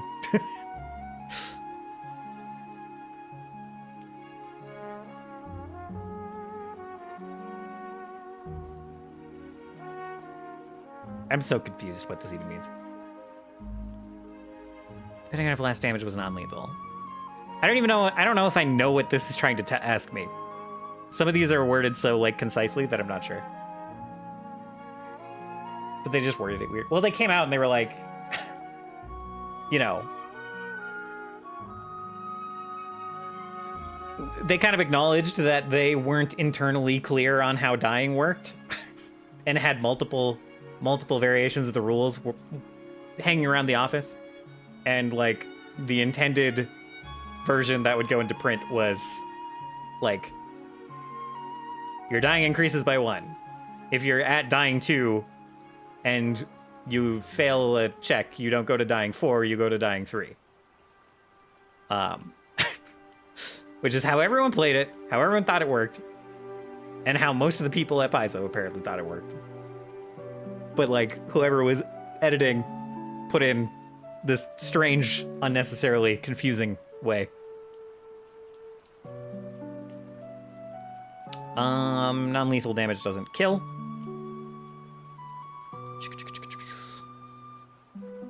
Add one more dying if critically damaged. Yes.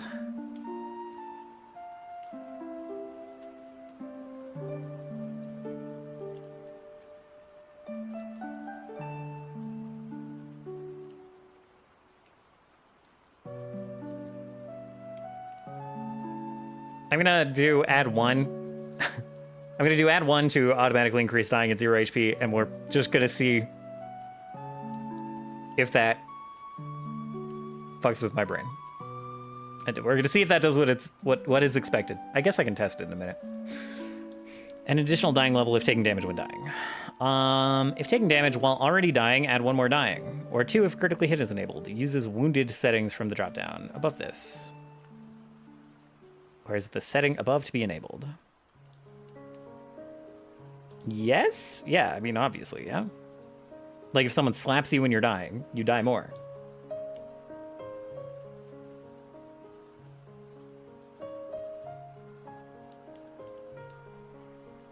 But I do want it to just add one dying. I don't want it to automatically critically hit and add 2 or whatever, but... What are these rules from? This is all from PF2E Workbench.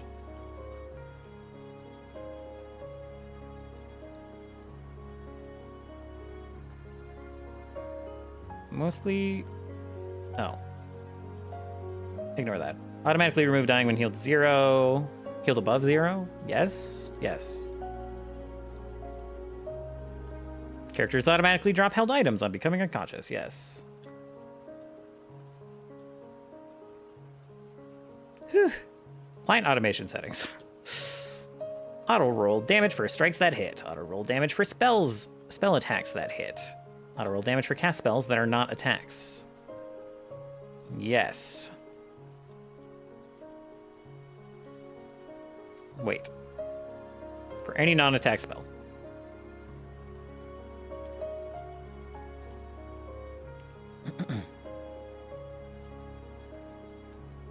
I don't really like... Yeah. I just tell you that you are now dying more, right?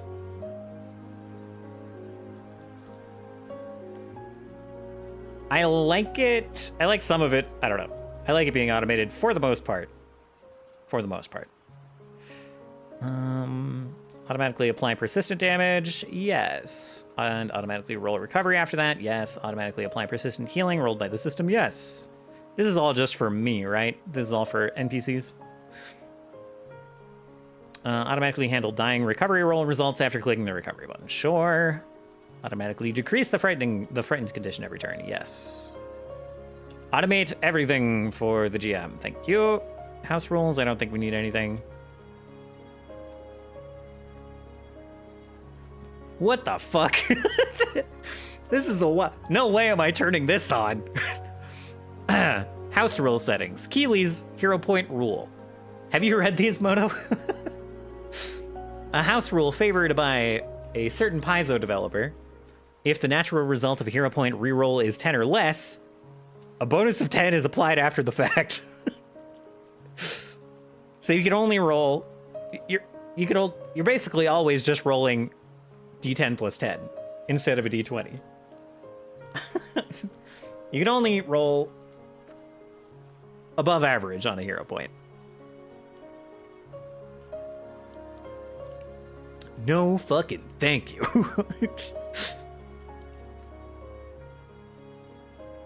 Adds Ancestry Paragon feat slots. Requires the system campaign feats to be enabled. I've read them and choose to ignore them. You will take that too. Yeah, if I'm giving 8 people up to 2 hero points per session, like all of them, you're taking that fucking second roll, whether it's shit or not.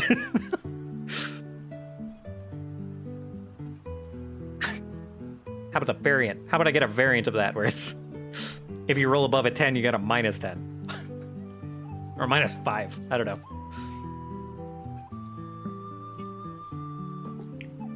Call them desperation points.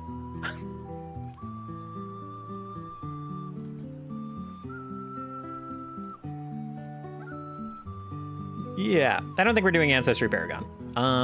Let's just close that.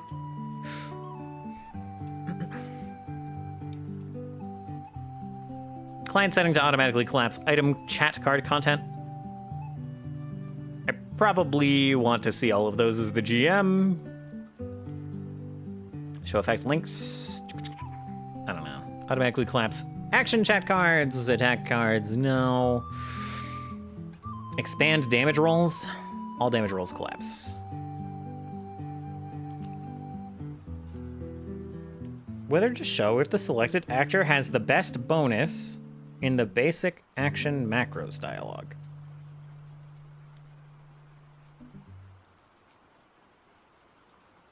I feel like I'm just reading 7 things that don't make sense to my brain.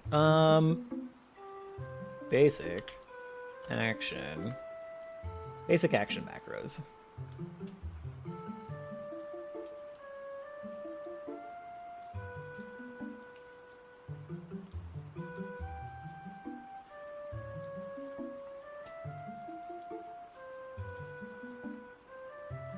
Select your eyes are the best, but was it like just of the party? I don't care.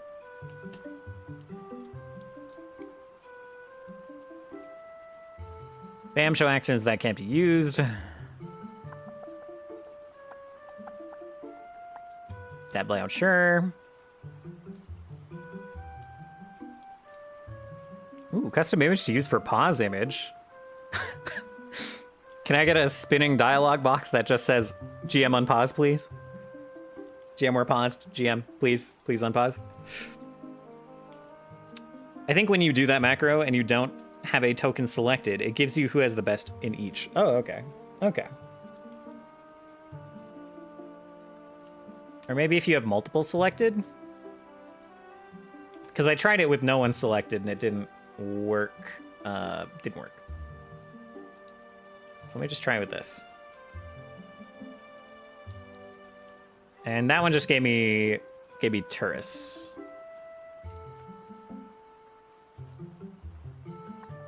Yeah, don't know.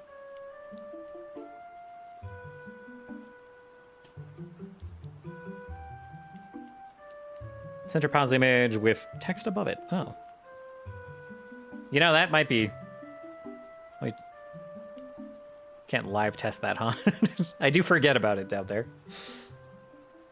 Log level info, sure. Polyglot is fine.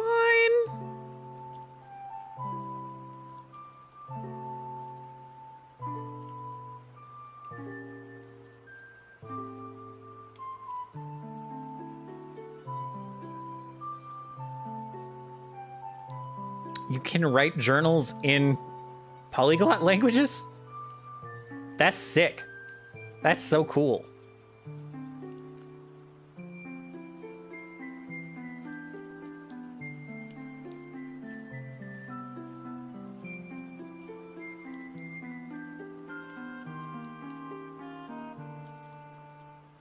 That's very cool. Never used that. That's very cool.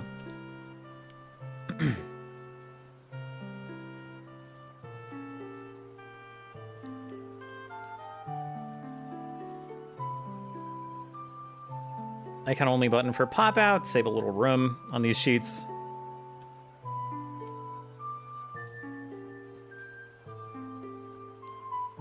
Quick draw. It's fine. I think 10 seconds for a quick draw drawing is pretty long, but that's fine. I've tried to take notes in Forge using them before, but I actually just hate typing my notes. Yeah, I hate using... I really like using the journals in Forge for in-world things.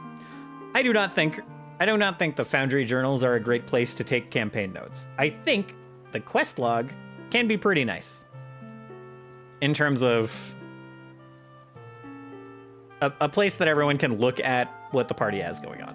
Everyone can kind of like look at and agree of what the current like different options are of what they can do.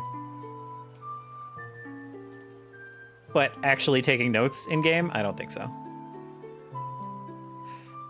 Sequencer. I'm going to ignore all of this. Simple calendar, I will ignore for now. I'll come back and configure it to the right time later. I say that. I say that. Okay, that just brings the menu up. Simple calendar configuration. Sync date time changes across calendars. When checked, this option will cause all calendars to change their date time and using the controls to change the date time forward or backward. Seconds per combat round. I do not want to keep track of seconds or minutes. I just want to keep track of the day. And maybe the hour, maybe if it's night or day. Pause real-time clock on combat rule.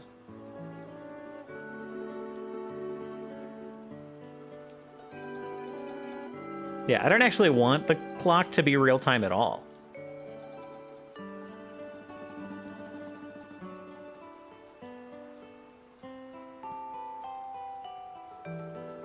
Open it in compact view. Remember the position, remember the compact position. Note reminder. A simple calendar will send reminder notifications for notes. Sure. Side drawer, open direction. Right is fine. Make it so the note list will always be visible and cannot be closed. Okay. Persistent open.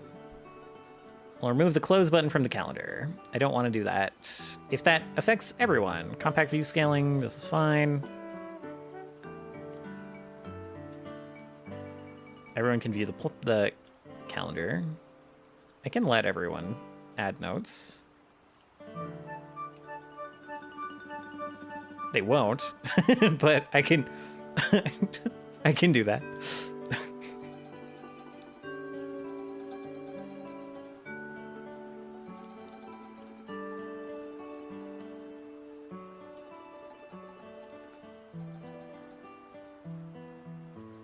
General settings. Game world time integration. Update the game world and time. The game world time and follow updates made from other modules.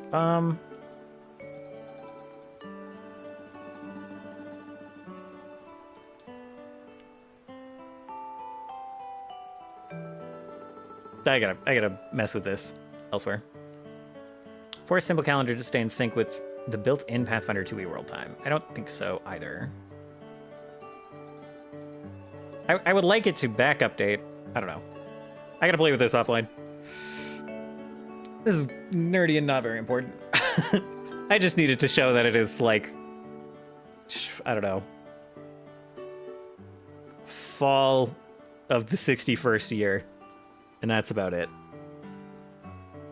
Or I guess late summer.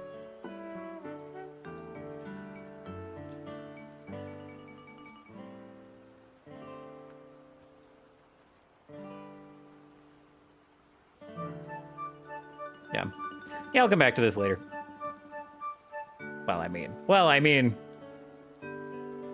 this is the year that is considered to be year 0 for calculating how much time has passed. This will generally not need to be changed.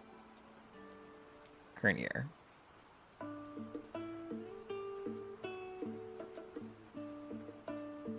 Confused.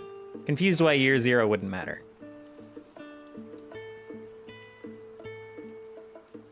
But the year is 61.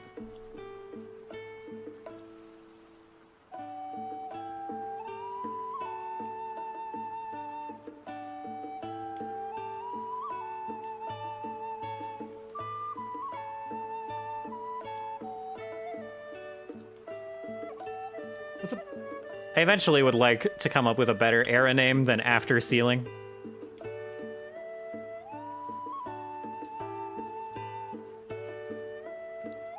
Year names? Fuck no.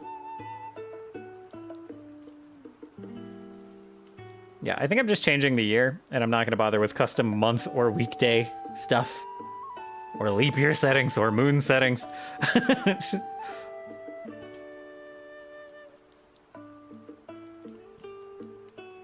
The postfix would be AS, but don't put after ceiling. Okay, fine. Okay, fine.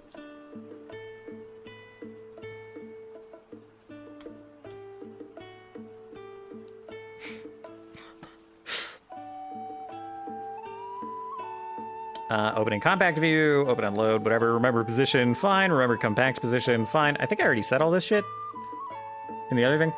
Note reminder. Send a chat whisker with details about the note. Side drawer. Yep. Right. Always show note list. Not always. No. This is all fine. Don't need the forge key.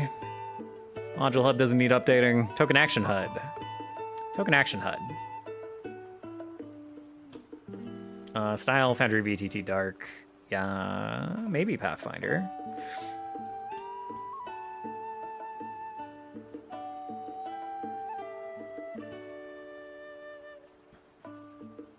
But I kind of like the panel that you have in your game. Oh, I guess I might have token action HUD off. Oh no, it's up here.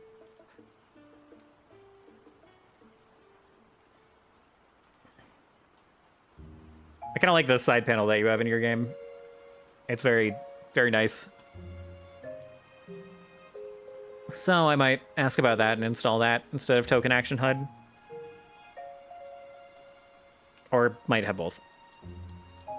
I actually don't know what you're talking about. What? Do I have a token up on your game? It's the little side token, the side panel that comes up with all the actions and like bonuses and everything. And it has its own different health estimate than, you know, it has the health estimate that's like not feeling very good instead of like, instead of,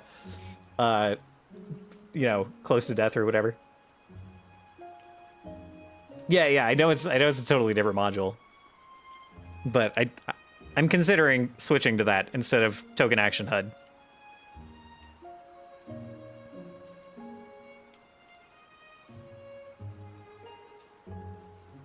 Don't need to change the layout. Considering changing it to the Pathfinder style. See if I hate that.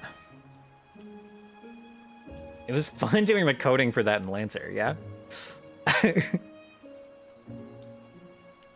Grid layout, no. HUD scale 1, Dragon when unlocked, enable HUD, roll handler core, allow HUD for, yeah, the player. Customization is fine.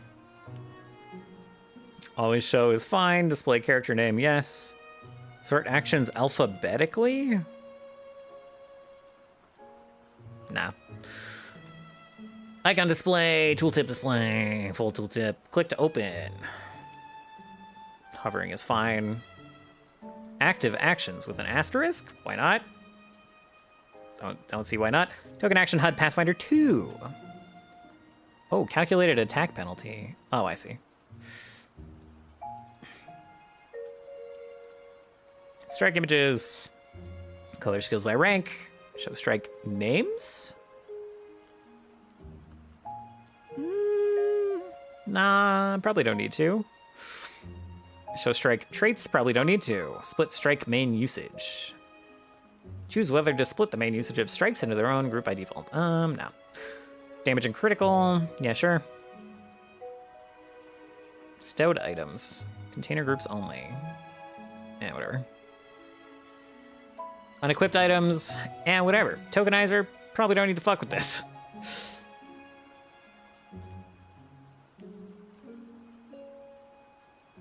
Directory for custom token frames. It seems to find the custom token frames even if I don't set the directory, so I'm not gonna fuck with that. Add a frame to the token when opened. Sure. Frame tint module. A neutral frame will be applied, then a tint color applied to it. No. Player image upload directory. NPC image upload.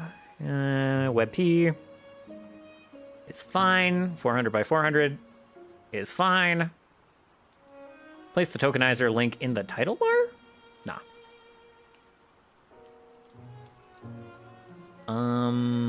Everyone should have permission.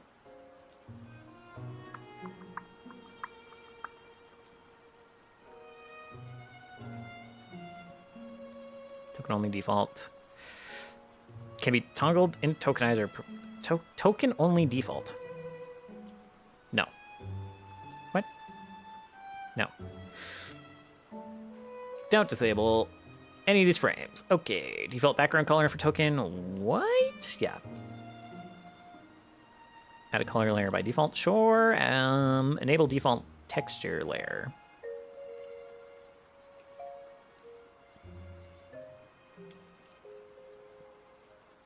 What's the default texture? Why did it open the fucking music folder? Core data modules? How do I... What is this? Modules. User data modules. Tokenizer. Image.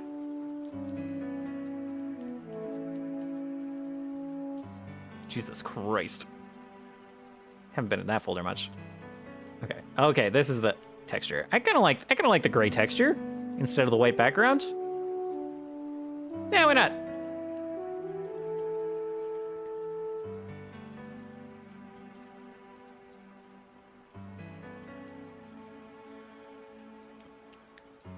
Got no idea what array algorithm means for mask detection. I don't know. Crop images. Images are automatically cropped to fit the shortest side and centered.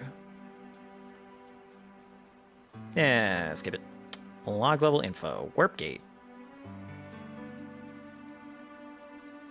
Not gonna fuck with any of this. Not gonna fuck with any of this.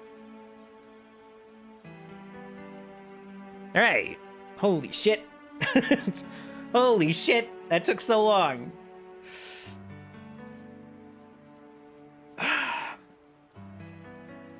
Let's see. Let's set someone to dying, shall we?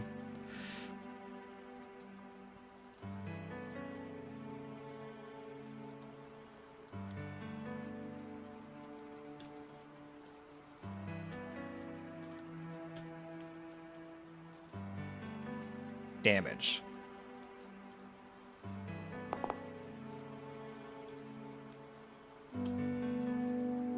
One. Shit.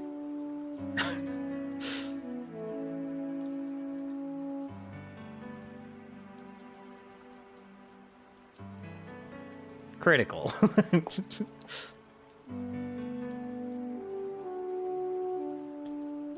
Wait, didn't that roll a... I thought that rolled a... Okay, I guess that only rolled a 1. God damn it, critical. 2. 2. 4. There we go. That's usable. Okay. Take damage. And take damage. And take double. Dying 1. And if I slap again, dying 2. I should have started a combat, though.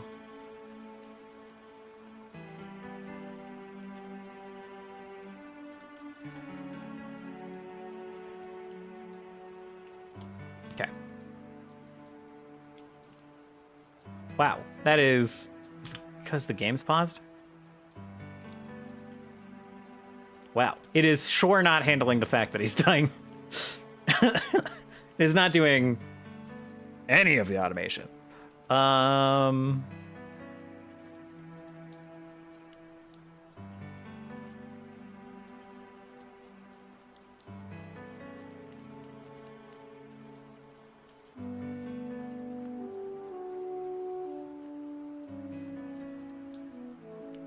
Okay.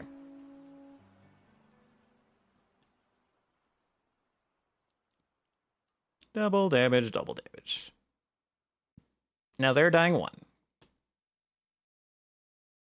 Now they're dying 2. It didn't even move them either. Do I have to restart my forge and stuff? Showed me my conditions. Yeah, it's not doing any of the dying automation.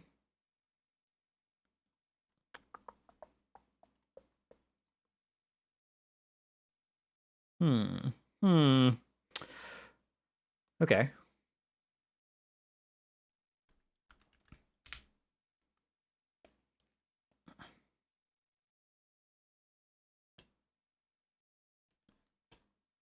Bar brawl. Okay, I'll check that out.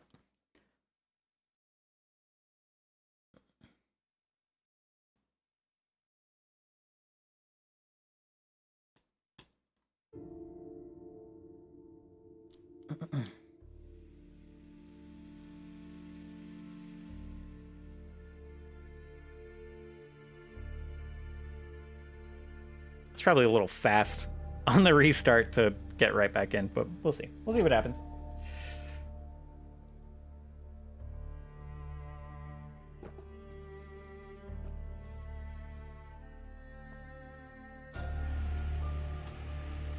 And then I'll probably go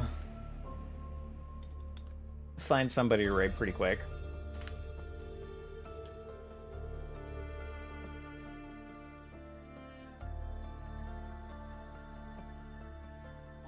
Might still quickly look for some combat options.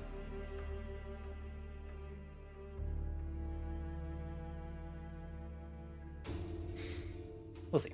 Okay. Whoa. Okay, that was weird.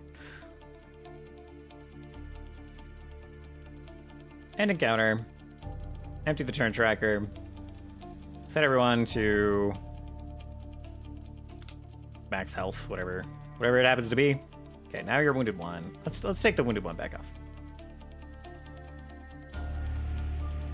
This will set you to max, right? Yeah.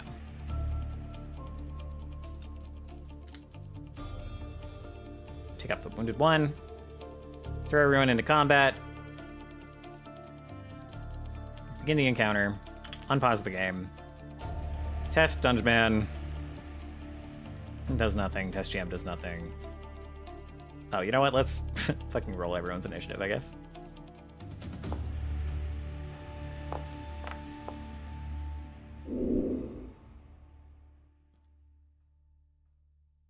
Okay. So I'll go around two. Why not? Test Sphinx, attacks, test GM. Once again.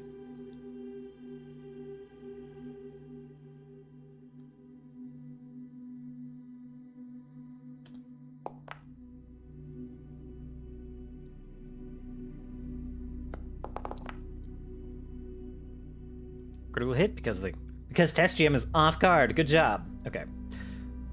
12 damage, 12 damage. Wow. Sequencer effect. Manager to remove the animation. Interesting. Test GM did now move appropriately. Okay. So I guess I just did have to restart the server. I did not get the forced roll. Or anything. Where is the recovery button? This one? Recovery check. Failure handled. Dying +2. Okay, cool. Or PF2E interactive tooltip. It might be the interactive tooltip one. I'll check both of them out. Okay, so that handled failure correctly. But now he's miraculously healed. To 5 health. He's at wounded 1. Sphinx attacks again.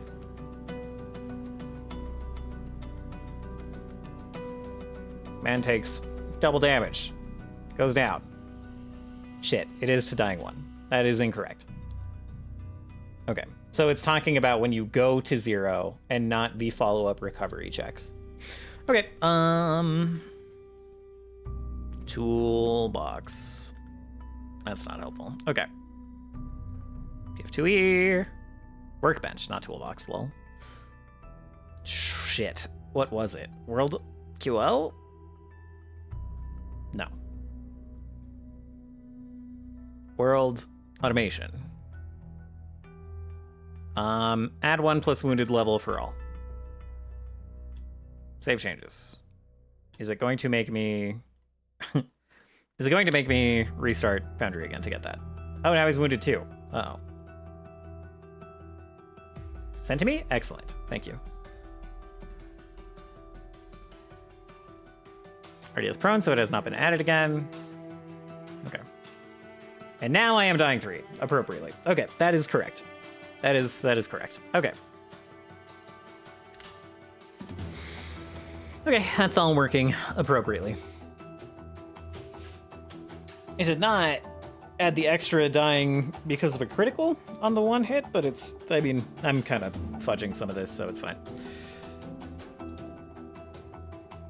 I guess the damage roll was separate from the attack roll that I did, so. Okay. All right, let's clear some of this up.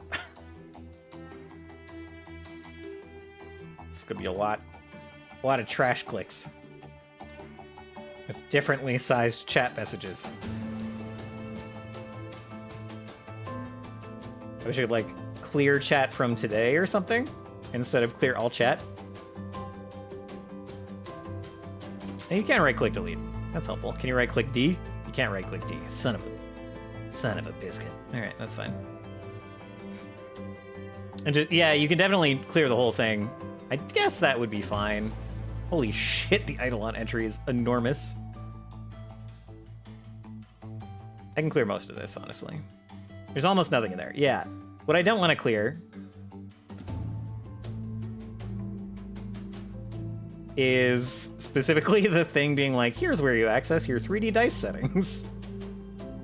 So like the first 5 messages in chat, I don't want to clear.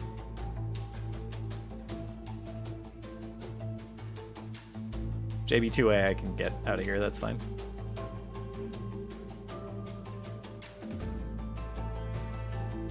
I think that shows up every time. Oh, you might be right. It might be every time until you edit the settings. You might be right.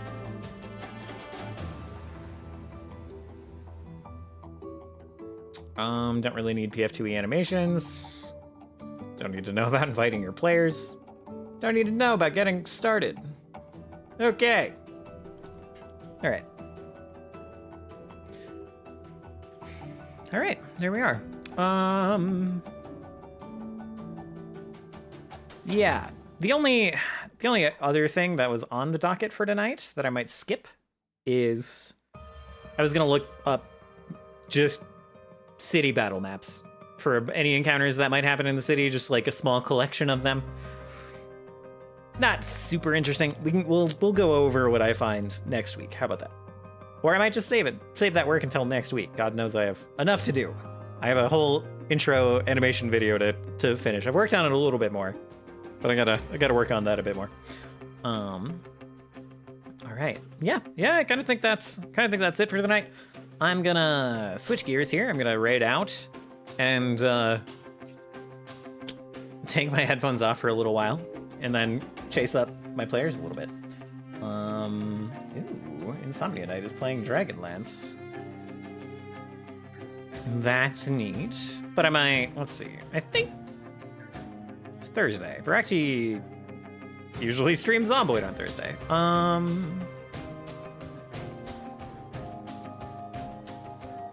What the heck? Dead Pirate Brandon is apparently, his title is Want a Fish Waifu. He's doing GTA RP. Oh, you're right. Danny Olson, Newtown. You're so right. Let's go say hello. Let's go absolutely interrupt. Go check that out. See who he's cheating on Zomboid with. All right. Okay. Well, thank you guys for hanging out for a little bit of GM prep. We'll be back for more of this on Tuesday, God willing, and backgrounds provided. Yeah. I will be back definitely on Sunday, maybe also on Saturday. It depends on how I feel. I'm not going to promise that, but definitely on Sunday. Probably with more music and Final Fantasy. I'm going to be missing that game very much by the time Sunday rolls around. I'll try to get on earlier than I did today. And yeah, I think that's pretty much it. If I do hop on to play Final Fantasy VII as a bonus stream at some point, it'll just be open world content. So we'll wait until a scheduled stream to continue story stuff. I might play. We might do the traditional blitz through the Path of Exile story campaign at League Start stream. We might do that after the Pathfinder session next Saturday. I don't think I can let myself touch the League on Friday. I think I'm gonna have way too much shit to do, but we'll see. I might just not play the League at all and wait until Path of Exile 2 in June. But anyway, I hope you all have a lovely night. Say hello to Varacti for me, and I'll catch you all again soon. Goodbye.